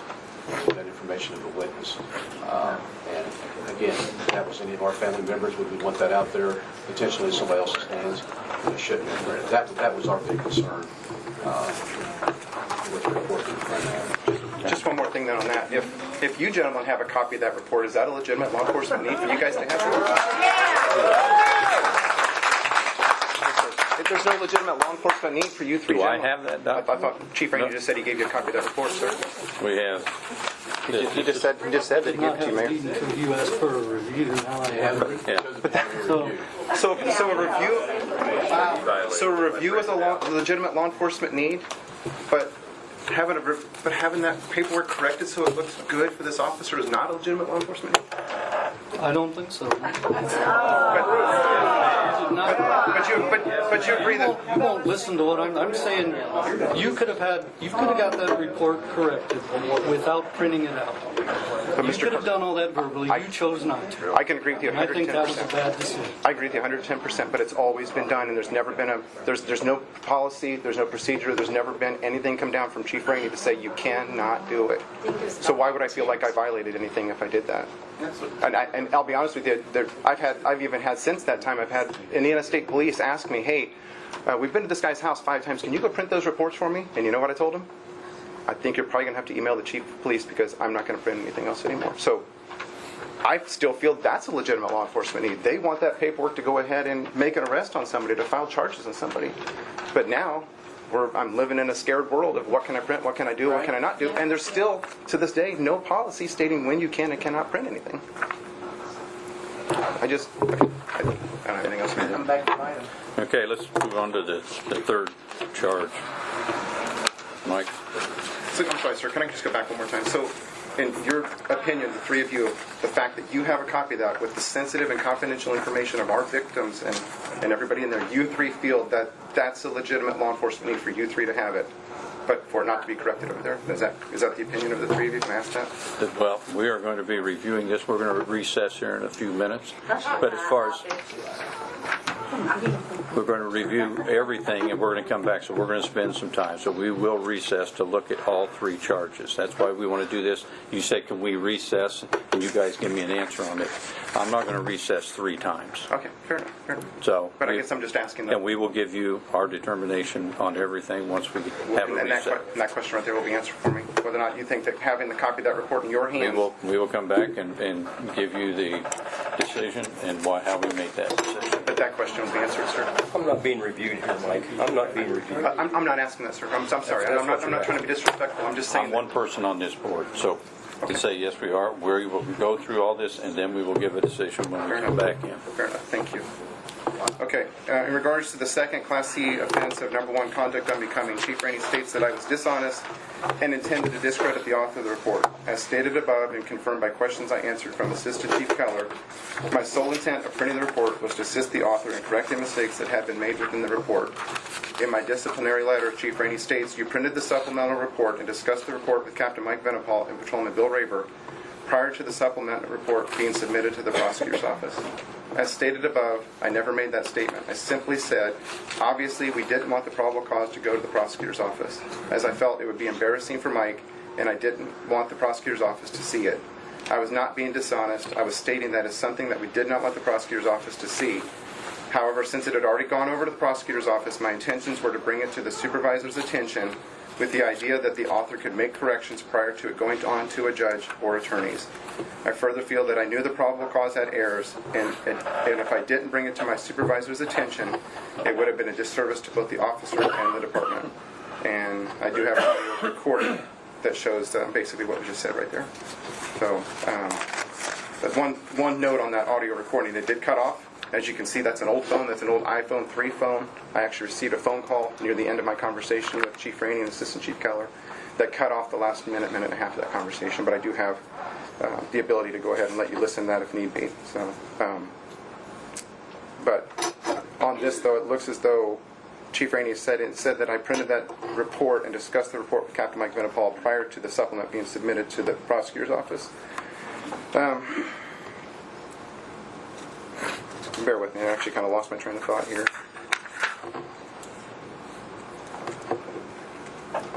Okay, actually I was being charged with being dishonest and intended to discredit the author of the report. I just don't see where the dishonesty is. When I say that when I say that obviously we didn't want the probable cause to go to the prosecutor's office, I'm stating a fact. We didn't want that to go over there, but it's there now. Let's make the corrections on it. I didn't say that I wanted it to be done before it went over there, because I already know it's there. So there was no dishonesty on my part. I was just stating the fact that it needs to be corrected. So that's all I have for charge 3. It was our understanding during that conversation when Patrolman Meeks was asked why he printed off the report, he said that he wanted to save the embarrassment to the author and the department before it was sent to or submitted to the prosecutor's office. When then Rick brought it to his attention that he printed the report off a couple days after it had already been submitted, then he admitted that, yeah, I knew it had already been submitted to the prosecutor's office prior to being printed off. That's what I was basing the dishonesty on. He didn't come out to start with to say, hey, I know this report's already been over to the prosecutor's office, and I'm not sure what we can do about it, but I want to try to make some corrections to save some embarrassment. The first statement was it was to be that he did it prior to it going to the prosecutor's office. I ask you to hold that thought right there, that I said prior to going over, because I don't say that.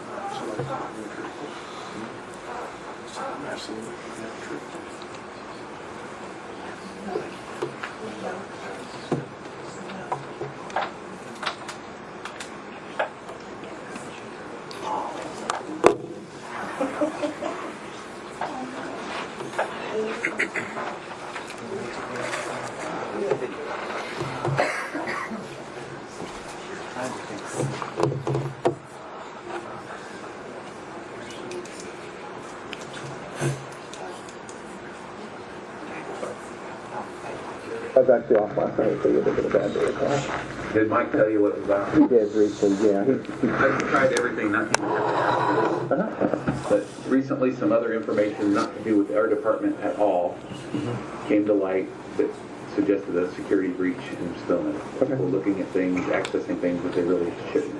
Right? So I ran a report. Obviously we're going to look at everything. So I narrowed my report to who printed. I had 6 things come out. 3 of them were Stuber printing supplement. I went to the supplement table. Okay. Stuber printed 3 things. I'm trying to give you an idea when I actually stated. Maria printed 2. I've already asked her about those requests from officers to print them. But you printed 1 for this one, to refresh your memory. But you have no involvement in it, so I have to ask you 2 questions. Why did you print it, and where did the copy go?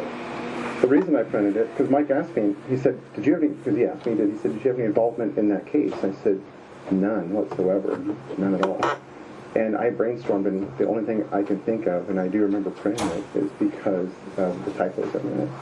Because it was brought to my attention and said, hey, did you see Mike Stuber's report? And I said, no. So I went ahead and read it and printed it because my intention was to go and give it to Vinipal. But I didn't end up giving him the copy. I just went ahead and told him, hey, you might want to check this. Because, just as for instance, and it was almost kind of comical, the word vagina came out Virginia. I don't know if you guys had seen that or not, but before. So obviously we didn't want that probable cause to go to the prosecutor's office, and that was my concern. So I went ahead and obviously we didn't want that probable cause to go to the prosecutor's office. I didn't say prior to. But I went ahead and told him about it and said, hey, you might want to check because there's several typos, and I just didn't want it to be, one, embarrassing for Mike, but I didn't want the prosecutor's office to see that and start shaking their head and say, what's this right here? So as far as the copy goes, my guess, I'll be honest with you, I don't know if I still have it in my squad car or if I shredded it, but it'd be one of the 2.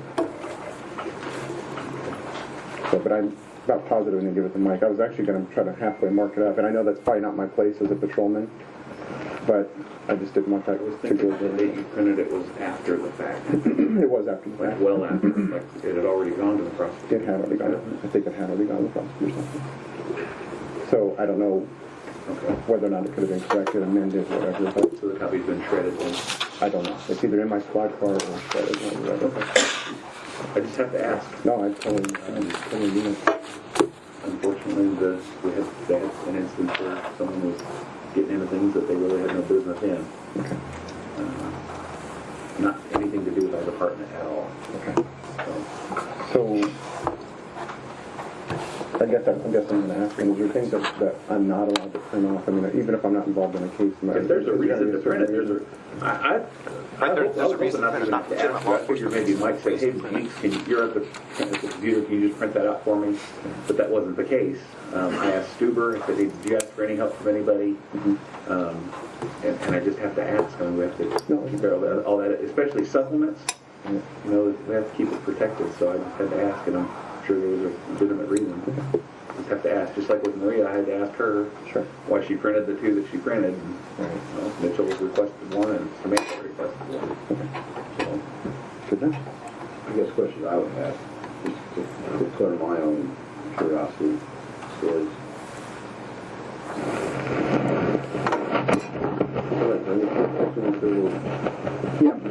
yeah, Bill Rayburn and I were talking about it. He said, did you happen to see that service? And I said, no, I haven't. He said, you might look at it. I think Bill and I collectively thought that it would be a good idea to have it corrected rather than, I mean, I did know it went over there. I did know it did that, but, and obviously it does need to be corrected. It's kind of an after the fact. I don't see where the benefit to the department would be if it was after the fact. It looks to me more like two guys being critical of somebody's report.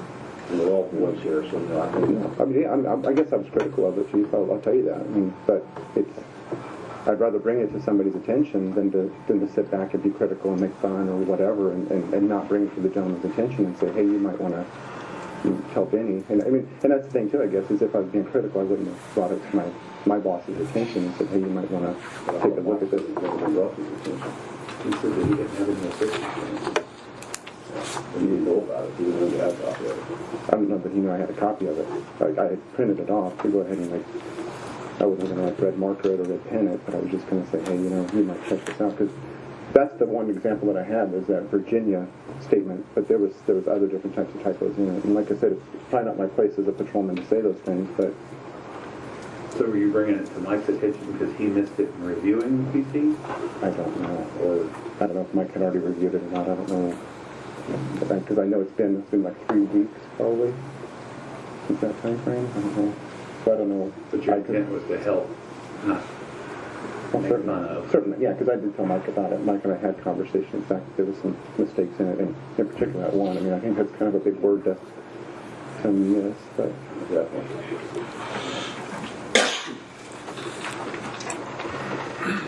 But yeah, I mean, like I said, Chief, yeah, I mean, I guess I was critical in the fact that I saw the mistakes, but I didn't want it to just, you know, and I could sit there and yuck it up and pass it on to the guys and go, look at this, and that's been done in the past. But that's not typically my nature, is to sit there and rip on a guy and move him down. So you didn't do that in this instance? No, definitely not. Definitely not. So the only one seeing it was you and Bill. And you said, Mike, he's going to fall to what? So you gave him a copy of the correction. I don't think I ever gave him a copy of it. I'm just talking about it. Okay. And you've been talking about us about this list to that. Correct.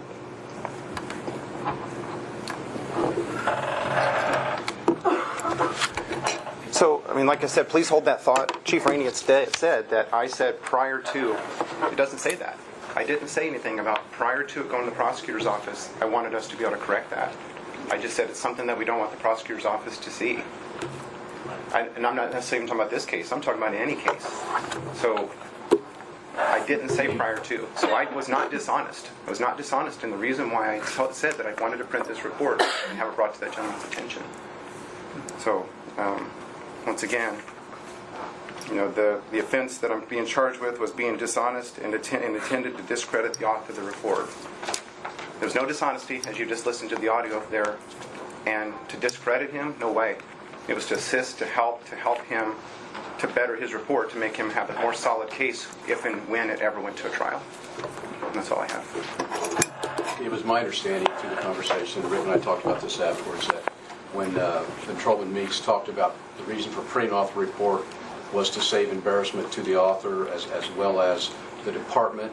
It was my understanding that he indicated that it was printed off before, after that it had been sent to the prosecutor's office, because there would be no way to save embarrassment after it had already been there. The prosecutor's office has a checks and balance system of their own to read those reports. It just doesn't automatically go to the judge. And at any time when we ask and Rick brought to his attention, you printed it off afterwards.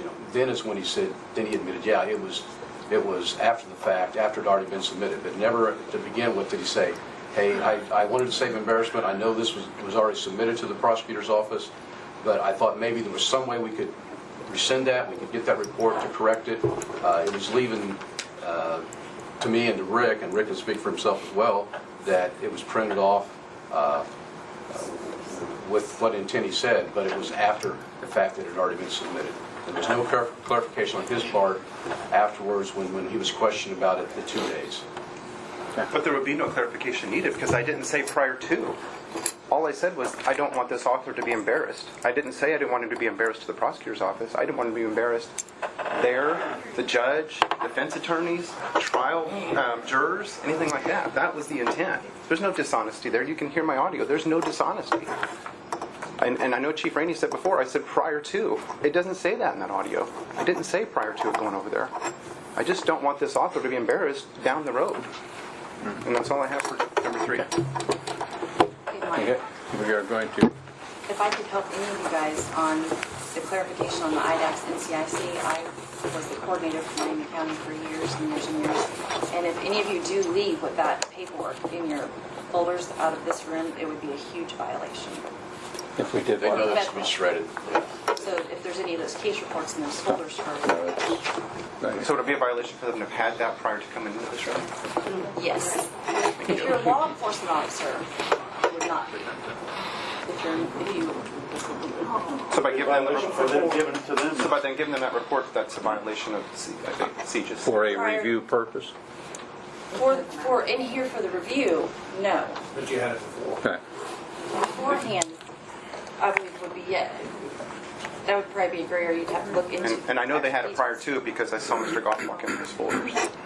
But leaving here with it, I mean, it'd be just like in a trial where the juror would be handed something to look at, and then it's exhibit and it's taken back. They're not allowed to leave with it. Whoops. Have to leave. But you having that, and you having that in your car, you're a law enforcement officer, so you're okay.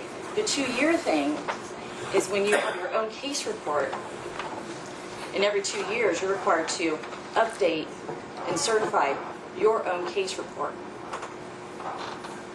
Who had it prior to this room? As long as your original case report has to stay in the building, a copy of it can be out of the building with a law enforcement officer. That is okay.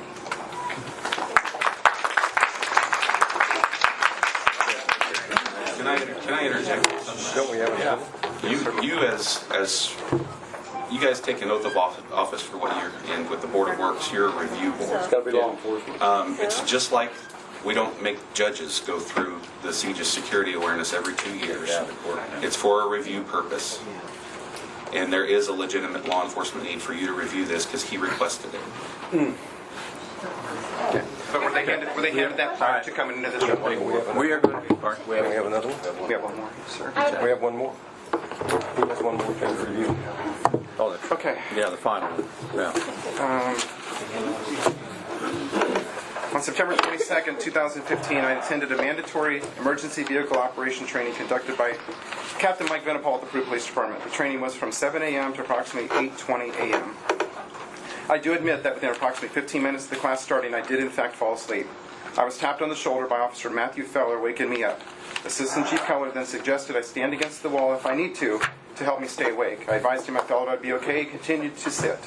There were a few other times that I could feel myself start to doze off, and what I mean by that is the best way to describe it, you're driving your car, you kind of feel that shake. That's kind of what I was doing here in this seat, matter of fact. I was tapped on the shoulder by Officer Matt Feller, waking me up. Assistant Chief Keller suggested I stand against the wall if need to help me stay awake. I advised him I felt I'd be okay, continue to sit. There were a few other times that I could feel myself start to doze off, but I was able to stay awake. In fact, to help me stay awake, I had a large 24-ounce bottle that I would take the lid off of, get a drink, and put the lid back on. After the class, Assistant Chief Keller spoke with me with Captain Mike Venipal present in the room. I apologized to both Captain Venipal and Assistant Chief Keller for having fallen asleep. Assistant Chief Keller advised me he knew I had a lot going on and was busy. Other than having just worked third shift, which was 11 p.m. to 7 a.m. the night before, I advised him that I had been tending to a sick family member who had recently gone into a nursing home. I advised Assistant Chief Keller and Captain Venipal that I knew I fell asleep, but I also knew that it had been for a very short amount of time. I advised them that the slide, which there was a PowerPoint presentation going on up here, that I last saw before I fell asleep was the same slide that was there when I was woke up by Officer Feller.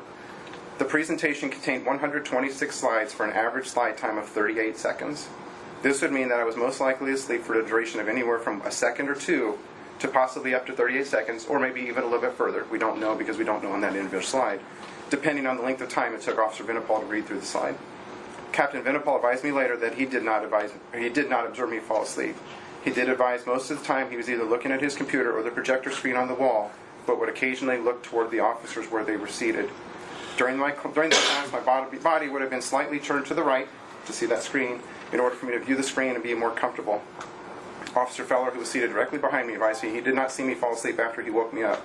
He further advised he saw me take several drinks from my water bottle throughout.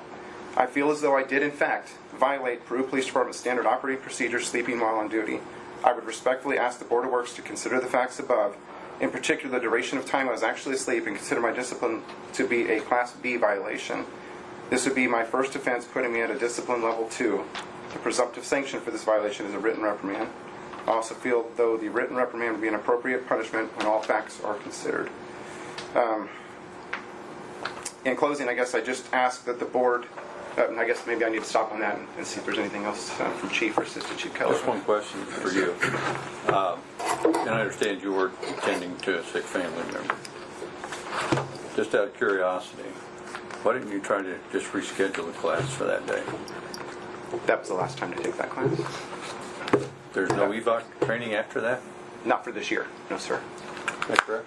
There wasn't any scheduled. You could schedule? That would be no. We do makeups for people who take vacation during mandatory training. So it's not out of the question to ask for it to be rescheduled. And I'm not denying, Mayor, that I did. I mean, I'm assuming that the standard operating procedure was written so that an officer won't go out in his car or come on station, put his head down and take a nap. I dozed, I admit it, and by the letter of the law, that's falling asleep on duty. So I do admit this. I'm just asking for a lesser punishment on that than what was given. I'm just curious.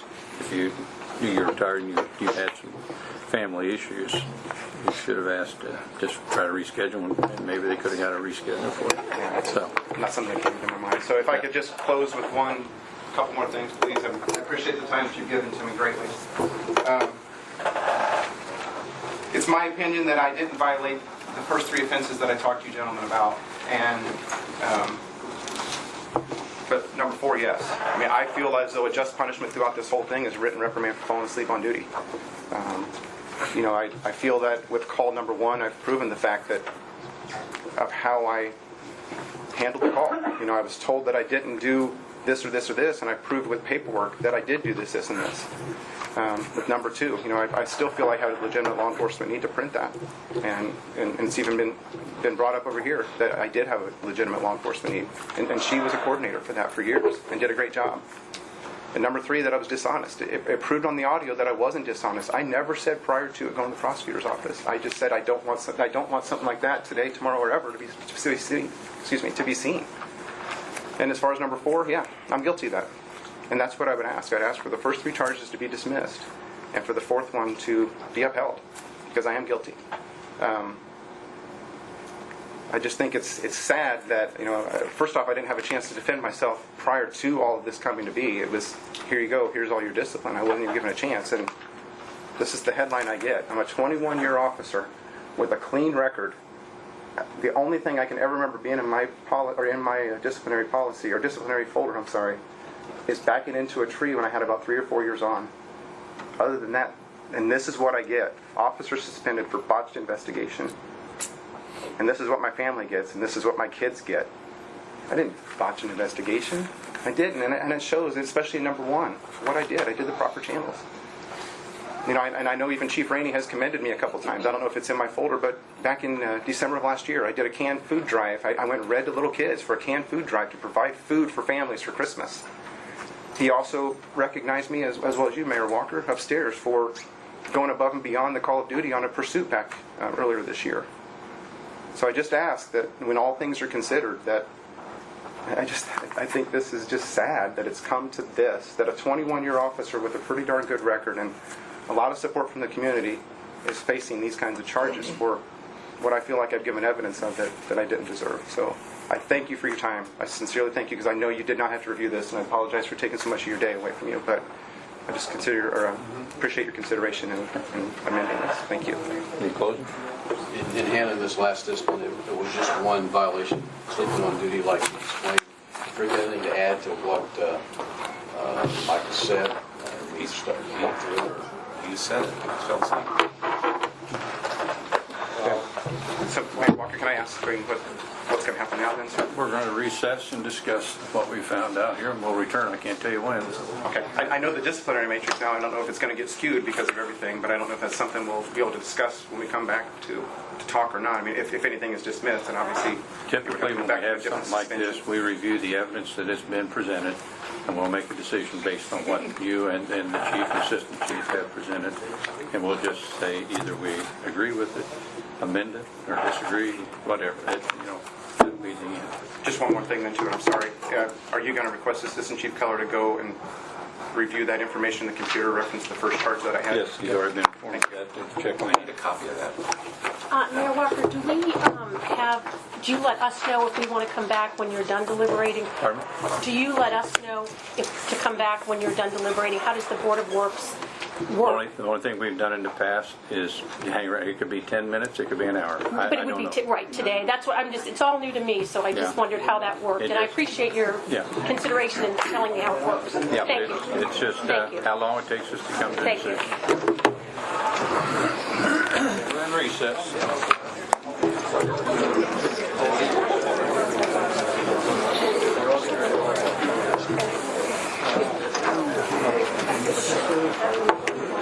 I assume we're going upstairs.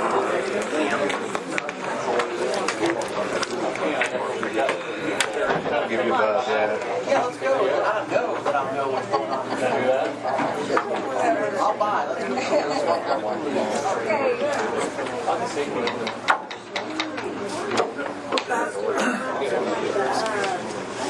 I actually grabbed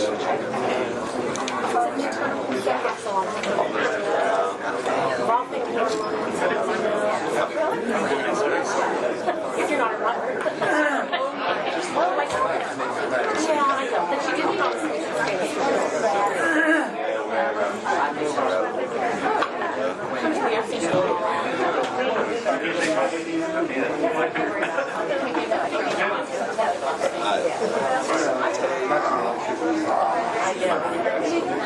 They're just 50 cents.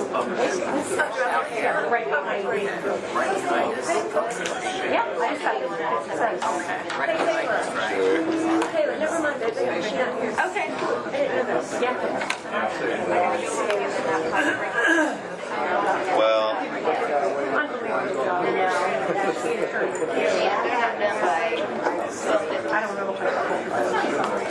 Well, if you don't want to stick around, I'm going to go back and pay for this. Let's say there's a sense of hearing. Well, that's what I'm saying. If you want to go, I can take the video. If you want to stick around. Okay. Should be cook, should be. Both of you? Okay. Okay, I called you. Okay, I got your message, but it cut you off. I really appreciate the review. You can see it's important issues. Kind of people are always showed up here. And you can see it too. Just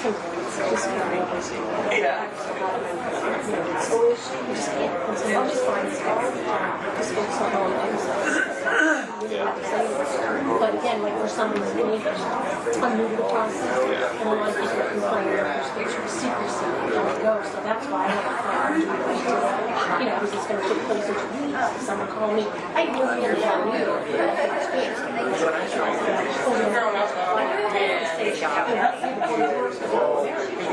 and who's on the Board of Works, people who are, it's just, I usually get that, usually American, it's different.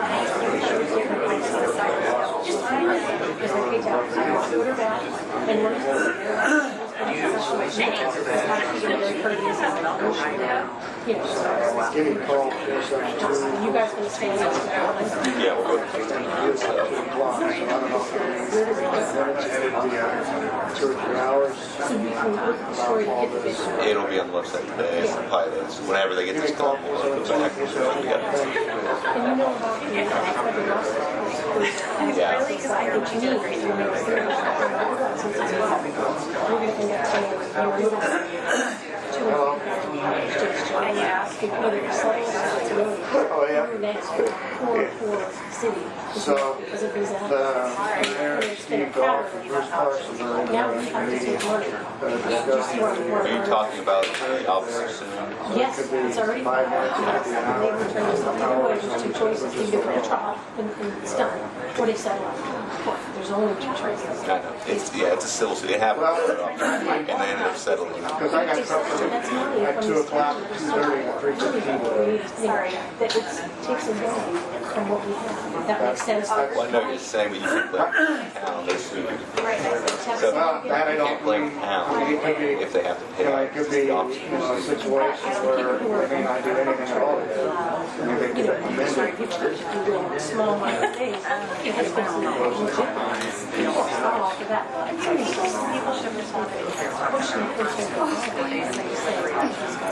Friday. As far as I know, I know Angie is historically a secret telling me to have her that's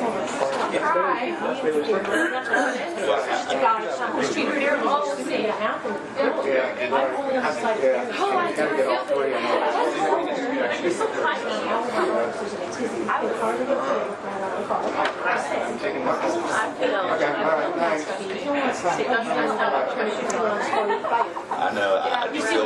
No, I do. I feel for them. It's just not one more thing. With the threat of physical anger for that all the time. in the first 360 going out in such a way. And I say that not slightly, by the way. Really, that's because I'm a doctor person from Massachusetts. Really, but I'm not saying, I mean, how long you I find out. Termination. Yeah, well, thank you for listening. You're the regular guy that signs. Yeah.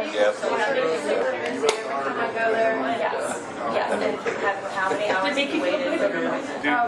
I didn't come back. No, I'm excited. The only thing that was So which one? So the other did make sure. No, I feel bad. I mean, that wasn't. It's not clear as mud. I don't know how anybody. Well, that's what the chief said. But I'm glad when he's satisfied. I'll be honest. The audience, by and large, the audience have no police experience. Most of our officers say, by and large, the jury has no police experience. No, but I understand his point. The chief says this About 5 minutes. his name is bad. Yeah, and I don't know, but I talked to him. He's a nice guy. So I'm glad we can be a second story, and I'll be interested in what he has to say about it. And what I found interesting was Board of Works, which now understands Rodney, that they basically elevation replacement. I found out sentence. He was never allowed to Just remind yourself, it's there was like, no due process. you have your He baby tried to 48 make hours, something you're before the suspension. Because of the you can put up with anything. And now he just was able to give, so the suspension's already out. Yeah. He was punished. Beginning of the year. We're following the protocol. I mean, the chief is within his jurisdiction, but SOPs to issue 5 days suspension without interview. He can do that, and the officers can request it. He can grant or not grant. But if you notice, it was an 8-day suspension, instead of 4-on-4, specifically so he couldn't, it's under, it's just, I'll never ever back it. You can put it in your shoulder. It's not fair for the two of them to go back for their game. It's for game, you know, you gotta set grounds and really, not when you're under specifically to get your games. And that's what I was going, just plain wrong. Thank you, and that is a citizen, I'm here to say that. Now it's good.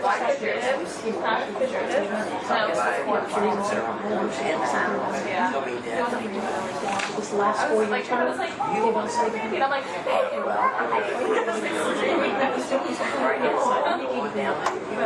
but it wasn't bad though, right? The C-section was better. I think you for listening, you know, but yeah, that's the thing, is they cut it up.